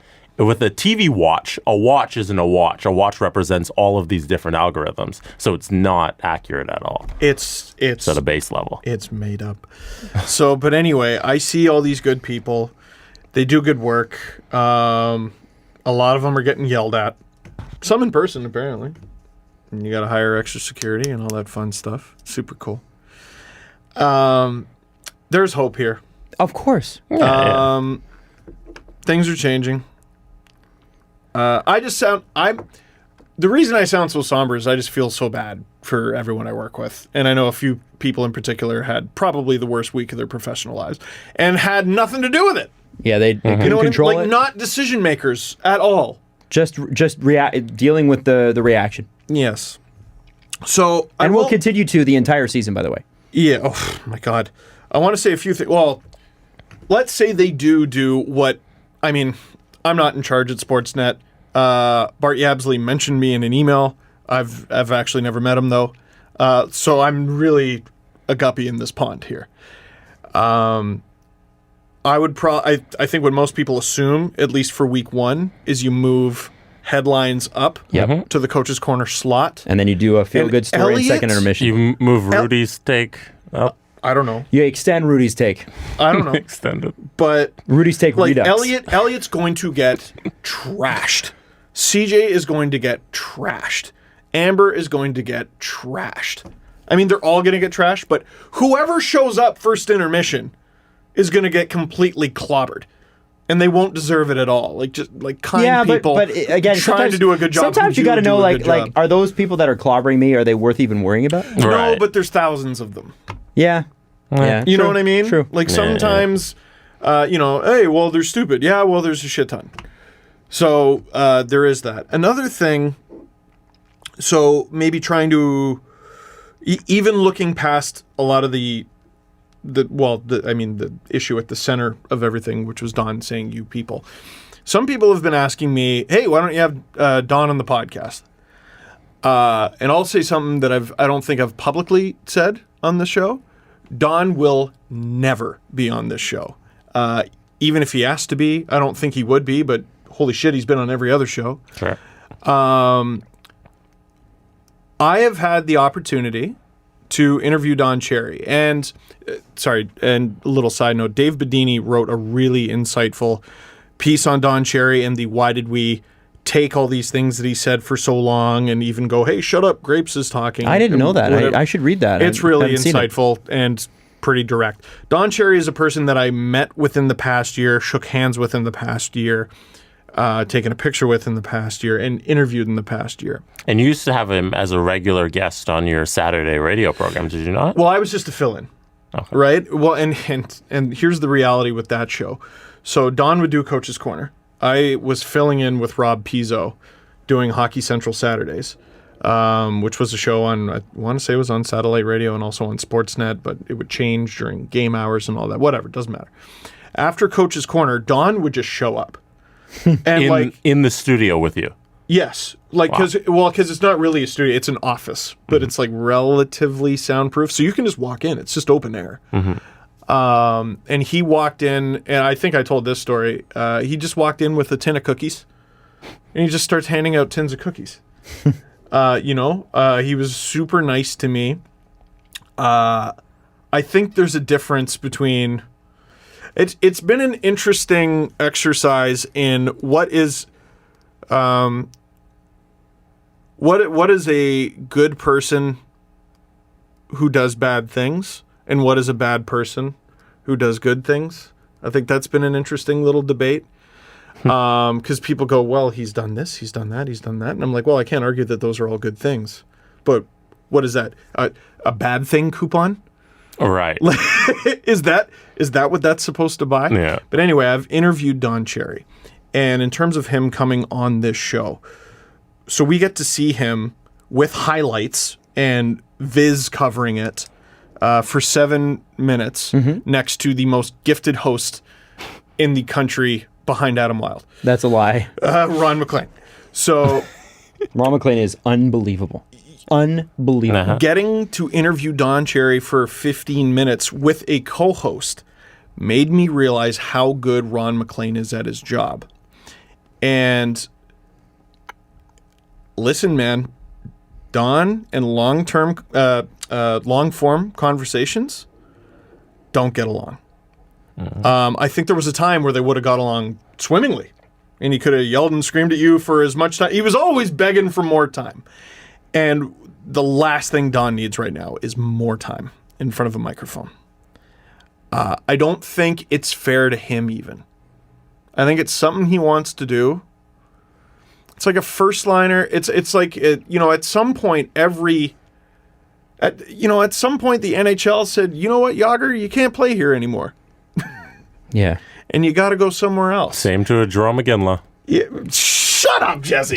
No, but it doesn't take away any of the things that Yager accomplished or Iginla accomplished or indeed Don Cherry. Yeah. But like I was listening back to it because I mean you interviewed Don Cherry, you're sort of glowing in the moment and you want to go back and listen to your interview with Don Cherry, and I was just like, this is uncomfortable. What was uncomfortable? I was just like, well, I'm like I don't think I'm a gifted interviewer. I'm like, what? Did I do a bad job? No, I was. Was the conversation stilted? Was it like what was it? It just didn't go anywhere. Didn't flow. There wasn't a theme. And I'm not saying it's because he's old, but he is old, and had a lot of difficulty. He swore, and like he didn't mean to. He didn't realize he was swearing. Yeah. Told a lot of just ancient stories no one cares about. Listen, I to that point, there will be a time for everybody in every career and every show in their lifetime. When you're done. When you're done. We're done here. Yeah. Yeah. That will come for this show will end. The show I'm on with Virgin Mornings will end. Mm-hmm. Everything. And the key is when you're in the moment, have as much fun with it as you can, be as kind to people as you can, because one day it's all over and you can't redo it. Mm-hmm. Sure. And I've said this on the show before. Never heard a coworker complain about him. No. So here's what I would say to that. For for those throwing a parade that this is the way his career ended, I can't get in line with that. I understand there was a lot of people waiting a long time for him to be like, okay, it's time to pack it in. And you know what? You know what the change moment for me was? It was 2013. I was watching Hockey Night in Canada in my mom's basement where I was living at the time. And this is a pretty famous one, where he went on and said that he didn't believe women should be in the dressing room around naked guys and that women needed to be on pedestals or whatever. Yeah. That's been making the rounds for the past couple days. Yeah, of course. Now, at the time, I even tweeted, like, what the hell, Don? You cannot say that. Are you in your mind? That's his generation. And Ron went back at him. Ron did go back at him. Because he had time to and heard what he said. So I understand why people have been waiting for a long time for Don to go. I get it. For anybody to go this way is sad.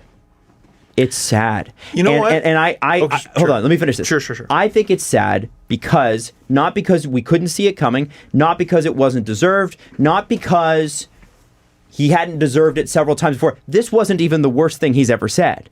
Oh my God, it's not even on the Mount Rushmore. What's sad is that a guy who had the platform he had for as long as he had it did not grow. And I don't love the idea, for me personally as a broadcaster on a smaller scale, I don't love the idea of that happening to me. I don't love the idea of going out that way. I hope that when I'm able to go out, or whenever whatever company I'm working for at the time, depending upon what corporate buyout happens when, I do genuinely love working for the company I'm working for right now. It's been a blast. We've had a great year. That said, one of these days they're going to look at me and say, you know what, you're just not a fit anymore. Yeah, that's it. But I hope Adam. they say that to me before I force it on them. And Right. and that's how, like, Right. people are like, yes, he's gone, and I get why. But I still think it's sad that it happened at all. Don, And I wish it hadn't Sad happened is at the all. correct word for this entire situation. It's just when you look at every single aspect of, you look at his TV appearances, you look at what he said, you just look at, and then the outrage. It's all just sad. Like, you never it hasn't want. been an awesome couple days. No, you never want people to be reacting this way and to be passionate because of this, and for somebody who has a legacy like that, for it to end that way. It's all just sad. I will say this, like, with, people throwing a parade and everything, Don did get exactly what he wanted, though. Because there were multiple interviews, and they all came out. The one quote I saw is he wanted to go out on his shield. Don Cherry was never going to quit. No. Like, in the power rankings of how he was going to go out, I think number 1 was fired, and I think number 2 was death, and number 3 was quit. Yeah. He was never going to. He was never going to. He wanted to go out in his shield. He got exactly what he wanted. And now he's doing this media tour, obviously not to apologize. It's like he thinks that it's going to continue. So what's next? Well, no, he's getting exactly what he wanted. I think the realization for him will hit home this weekend.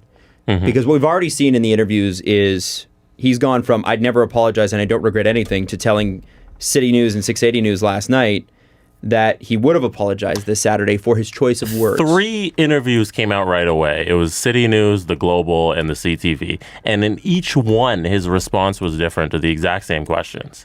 The questions of what he said and what he meant, and then whether or not he would apologize. And then he would awkwardly turn whether or not he wanted to take a shot at Ron also in the interview. And it was 3 completely different mindsets going at 3 interviews that appeared to be, like hours apart? So is this even fair?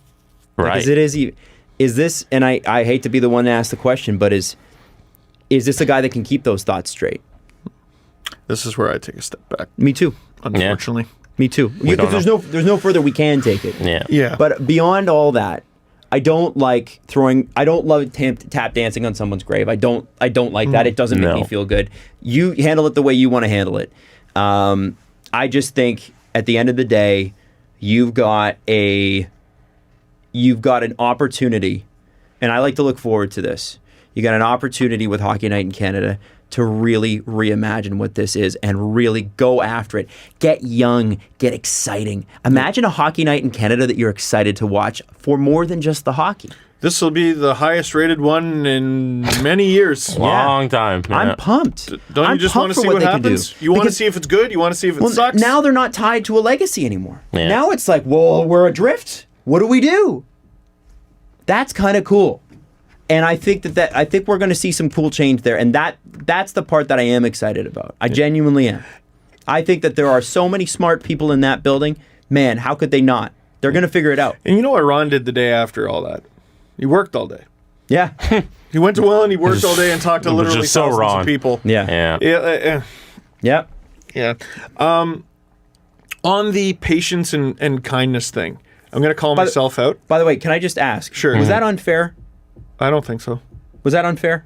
The patience and kindness thing? No, not at all. Is that unfair to ask people? Because I'm not a person who's been through some of those things, and I don't live that every day. There's like there was a good debate recently with like the Ellen DeGeneres George Bush thing, and she was like, you know what, it's okay to have people who have differences and all that, and people.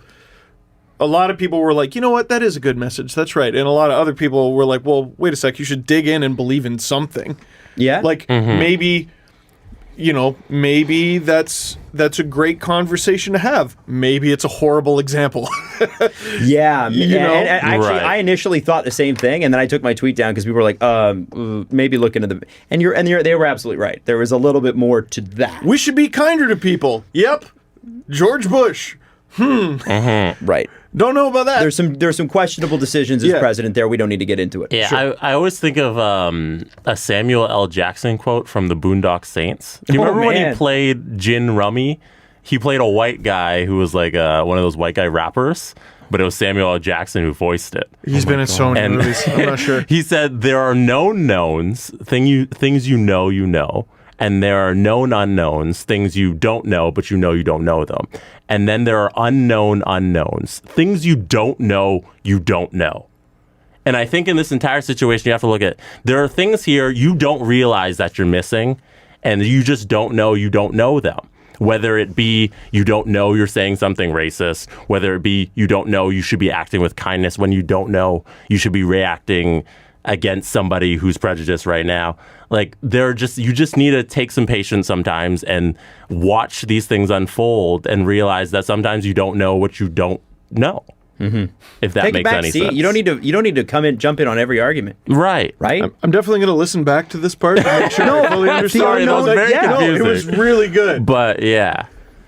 It's just there's some patience needs to be exercised here, but there also needs to be action taken. Absolutely. Bingo. And and there was. Bingo. Yeah. So me calling myself out. So one person was like, I got a bunch of people just straight up said, fuck you, which whatever, that's fine. Yeah. I mean, that's just the day that ends with Y when you work online. Honestly, yeah, like we could do any show on anything and a bunch of people will say There fuck were just you. a couple more. I mean, oh no.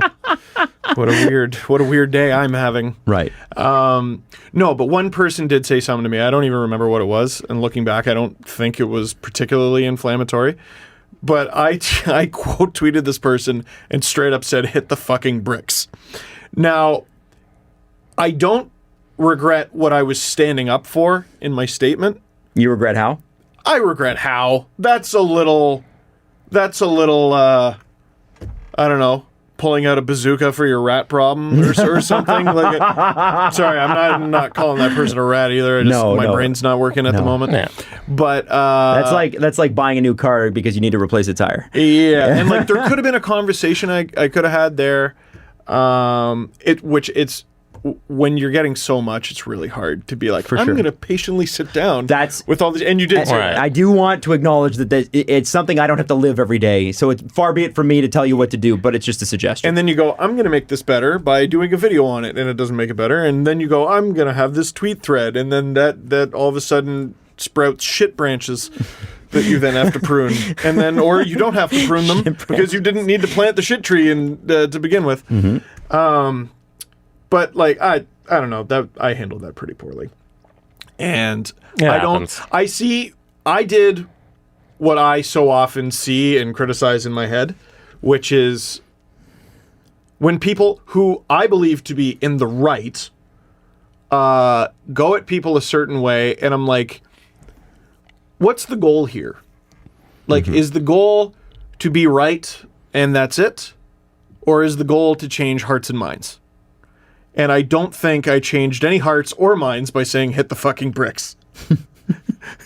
You know what I mean? He probably was like, he's right. I'm going to change my ways. Yeah. Yeah, no. Can we just also stop going to Twitter for a place of nuance and conversation? Yeah, you're not going to get it. Not even nuance. Like, that would be, whoa. We got nuance on just having a simple conversation. Shout out. Doesn't exist on Twitter, and people need to stop looking towards Twitter for that. 280 characters is not enough for nuance on anything. Even with subject. a thread. Yes. And also, I'm not reading your 50 tweet thread. No. Right. Shout out to Jeff Blair for being like, oh yeah, I'm on the radio.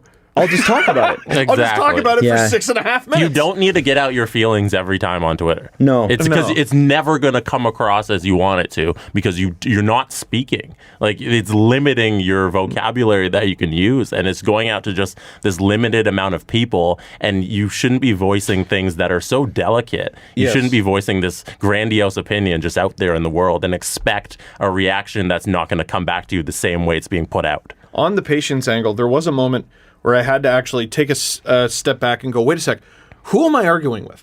Because there were Grapes misspoke, and it's ridiculous that you fired him over misspeaking, and Grapes was right. You people agree with each other. Oh yeah, I pulled you people. You guys agree with each other, but you also very don't. Yeah. And it's Those like, are two completely different things. it's like those two groups decided they were allies. So, okay, let's go at it together. But you're saying extraordinarily different things. Yeah. One is Grapes misspoke and shouldn't have said that, and he regrets saying it, and he would have said it differently, which Don said. Ish. Later. Sometimes. Yeah, sometimes. And then there's just out and out, he was right, and immigrants this and immigrants that.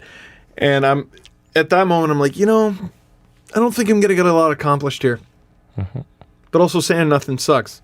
Yeah. And also there a lot comes from standing up for marginalized communities, especially people in power who stand up for those communities. So it always helps to say things. Yeah.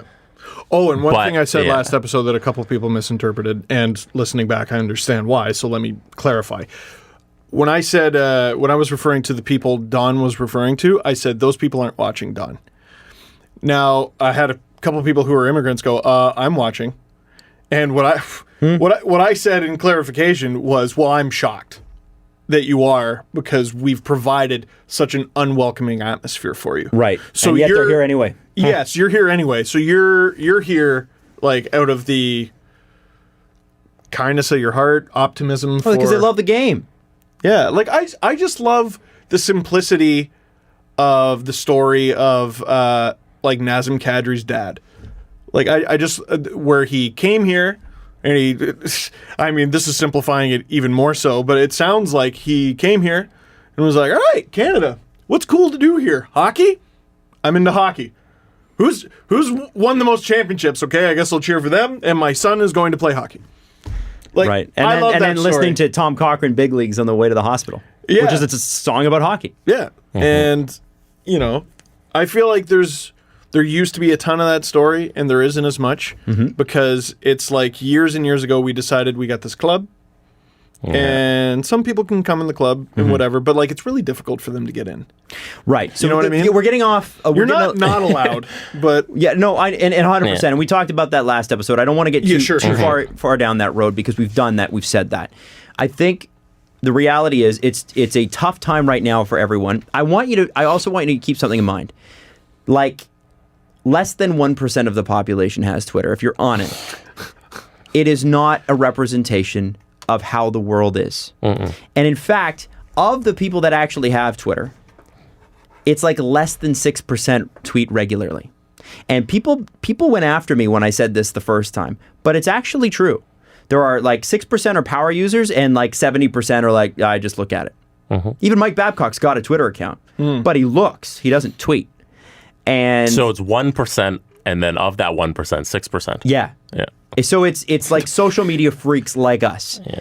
And so that doesn't diminish the fact that it has an enormous influence. It's got power. But yeah. I would got tell you power. that Twitter's influence is outsized.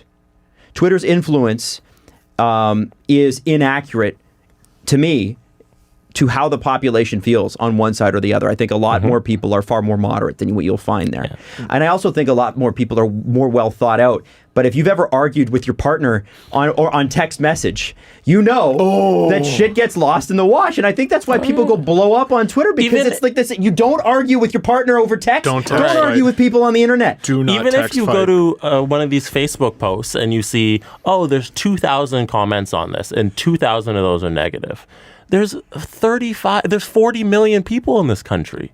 2,000 people doesn't nothing. represent the country. Nothing. And You that can't- amount of people felt strong enough to leave a comment. You're only Right. getting the most passionate responses. Exactly. Which will be, by their nature, polarizing. Yeah, there's no one's going to go, well, I understand this, but also this, so I don't know what to think. Hey, I've written a book. Let me put it in a Facebook post. Yeah. Right? Like, I've written a book on this subject. And most subjects we're talking about, you could write many books on. Oh, my God. So, listen, the long and the short is this. It's time for Hockey Night in Canada to move on. I can guarantee you that in 5 years, this show is going to be better. I think in 2 years, it'll be better. Oh, yeah. They're going to reimagine it. I believe that they're going to go forward with some new and different and fun voices. I think they need to make that show fun. It's not a lot of fun. It's a lot of, blah. It's a lot of, here's some information. It's a lot of, here's an old story from the 70s. And I'm not trying to bash what Hockey Night in Canada is, because I used to work at Rogers. In fact, I loved my time at Rogers. I had a wonderful time there. They were amazing to me. I really, truly, they were great. They let you on sports radio. 100%. And said, can you babysit Steve? And you said yes. I know the managers there. I know the on-air talent there. They're all great. And I know that the producer, and I'm Jesse and Steve, you guys have worked closer with them. They're great people. This is not a... I thoroughly enjoyed my time at Rogers. I did too. And people from diverse backgrounds. Yeah. Like, people don't realize, because, again, they're producers. You'll never see their face. But, like, I feel like the perception is that the on-air matches the off-air. Right. And listen, I can't blame people for thinking that every aspect of hockey is just an army of white dudes. And I can't blame you. I really can't blame you. The NHL teams sort of reflect that. Yeah, I cannot blame you. But understand it is different behind the scenes. Yeah, and so here's the thing. Hockey Night in Canada, my hope and my challenge, not that they're listening to me, is that you guys make this broadcast fun again. You guys make this fun. The NHL should be fun. Hockey should be fun. And we had people on there that were not making it fun. And it was not going in a fun direction for years. Let's go. Let's get back to what Hockey Night in Canada was supposed to be. It was always inclusive. It was supposed to be, anyway. Supposed to be family-oriented. That's what the inclusivity part is. It was supposed to be cutting edge in broadcast terms, cutting edge in stats, cutting edge. Like, I saw that guy from the Boston Globe, Kevin DuPont or whatever, saying, I hope they don't replace Don Cherry with his fancy stats guy. Dude! Come on, let's do that. Well, and it doesn't have to be that way. It doesn't have to be like, we're going to talk Corsi. I feel like He's it's like, snarky, too. I don't even know if he was serious. who cares? The Yeah. point I'm trying to make is like, Hockey Night Canada was supposed to be the Bible of hockey every Saturday night. Let's make it that again. Let's get jacked for this shit. This is exciting. We get an opportunity here. The last chapter is over. It was extremely successful for a very long time. There are some legendary towering figures in that chapter. New chapter. Fair? Yeah. Absolutely. And that doesn't mean I want to be a part of it. I saw a few articles that mentioned me. Really? And I'm like, dude. Why wouldn't you want to be a part of it? You should want to be a part of it. You'd be great. I don't think you'd be Coach's Corner. My strategy of not asking for stuff has gone well. Mm-hmm. If someone goes, hey, you ready for this? I'll go, I don't know, probably not, but I suppose so. But right now, Adam, Enemy at the Gates. Mm-hmm. I'm sure one of your favorite films. It is a brilliant film. Something you often talk about. One Russian runs in with his gun, The other runs in with gets the bullets. shot. Another Russian comes in and They did grabs that the gun. 2 wars in a row they did that. I mean, I guess I'd rather be the second one than the first, but I did just watch the first one get it. It's... I'm interested to see what they decide and who's part of it. Like, I work there, but I'm also a viewer. Mm-hmm. I'm just excited as all of you. I'm just as interested. Beautiful. Well, I think we can wrap it up there, huh? Is that cool? Yeah. Do we have anything else we need to do? Say? How you guys doing? We're at an interesting point in society. I'll say that. Yeah. Sure are. A lot of change. It's exhausting, isn't it? It's good, though. It's good, but it's Yeah. exhausting. I think we can all admit it's exhausting. Both sides can admit it's exhausting, right? Whatever side of the coin you fall on this or any other debate, it's tired. It is like you're like. Are you not socially a little spent? Because I am. Sure, but exhausting is putting, I think, a bad connotation on sorry. it. It's growing pains are tough. Confusing. Sure. It's confusing. Yeah. Sorry, And yeah, I think fair. a lot of it relates back to what I was talking about, where I had to actually back up and go, wait, who am I arguing with? Like, it's I always love, I don't know, I'm weird in this way where I like reading the arguments.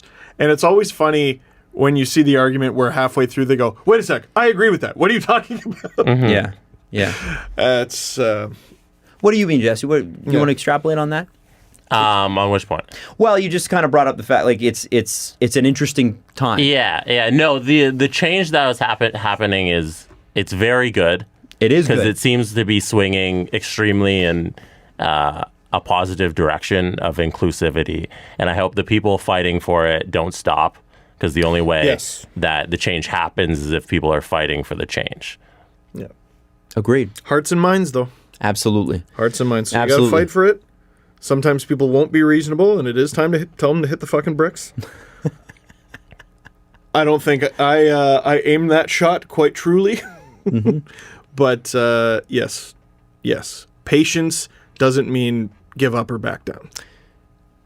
And with that, we're going to leave you. Thank you for listening. And if you've listened this far, we really appreciate it. And we really appreciate you no matter what background you're from, no matter what is going on in your world. We appreciate having you here.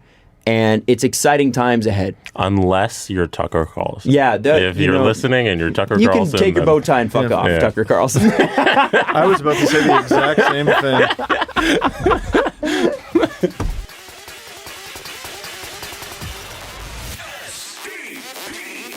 The Steve Dangle Podcast. Follow the guys on Twitter at Steve_Dangle, at Adam WYLDE, and at Jesse Blake. Brought to you by Panago Pizza. Order at panago.com and stuff your face with deliciousness.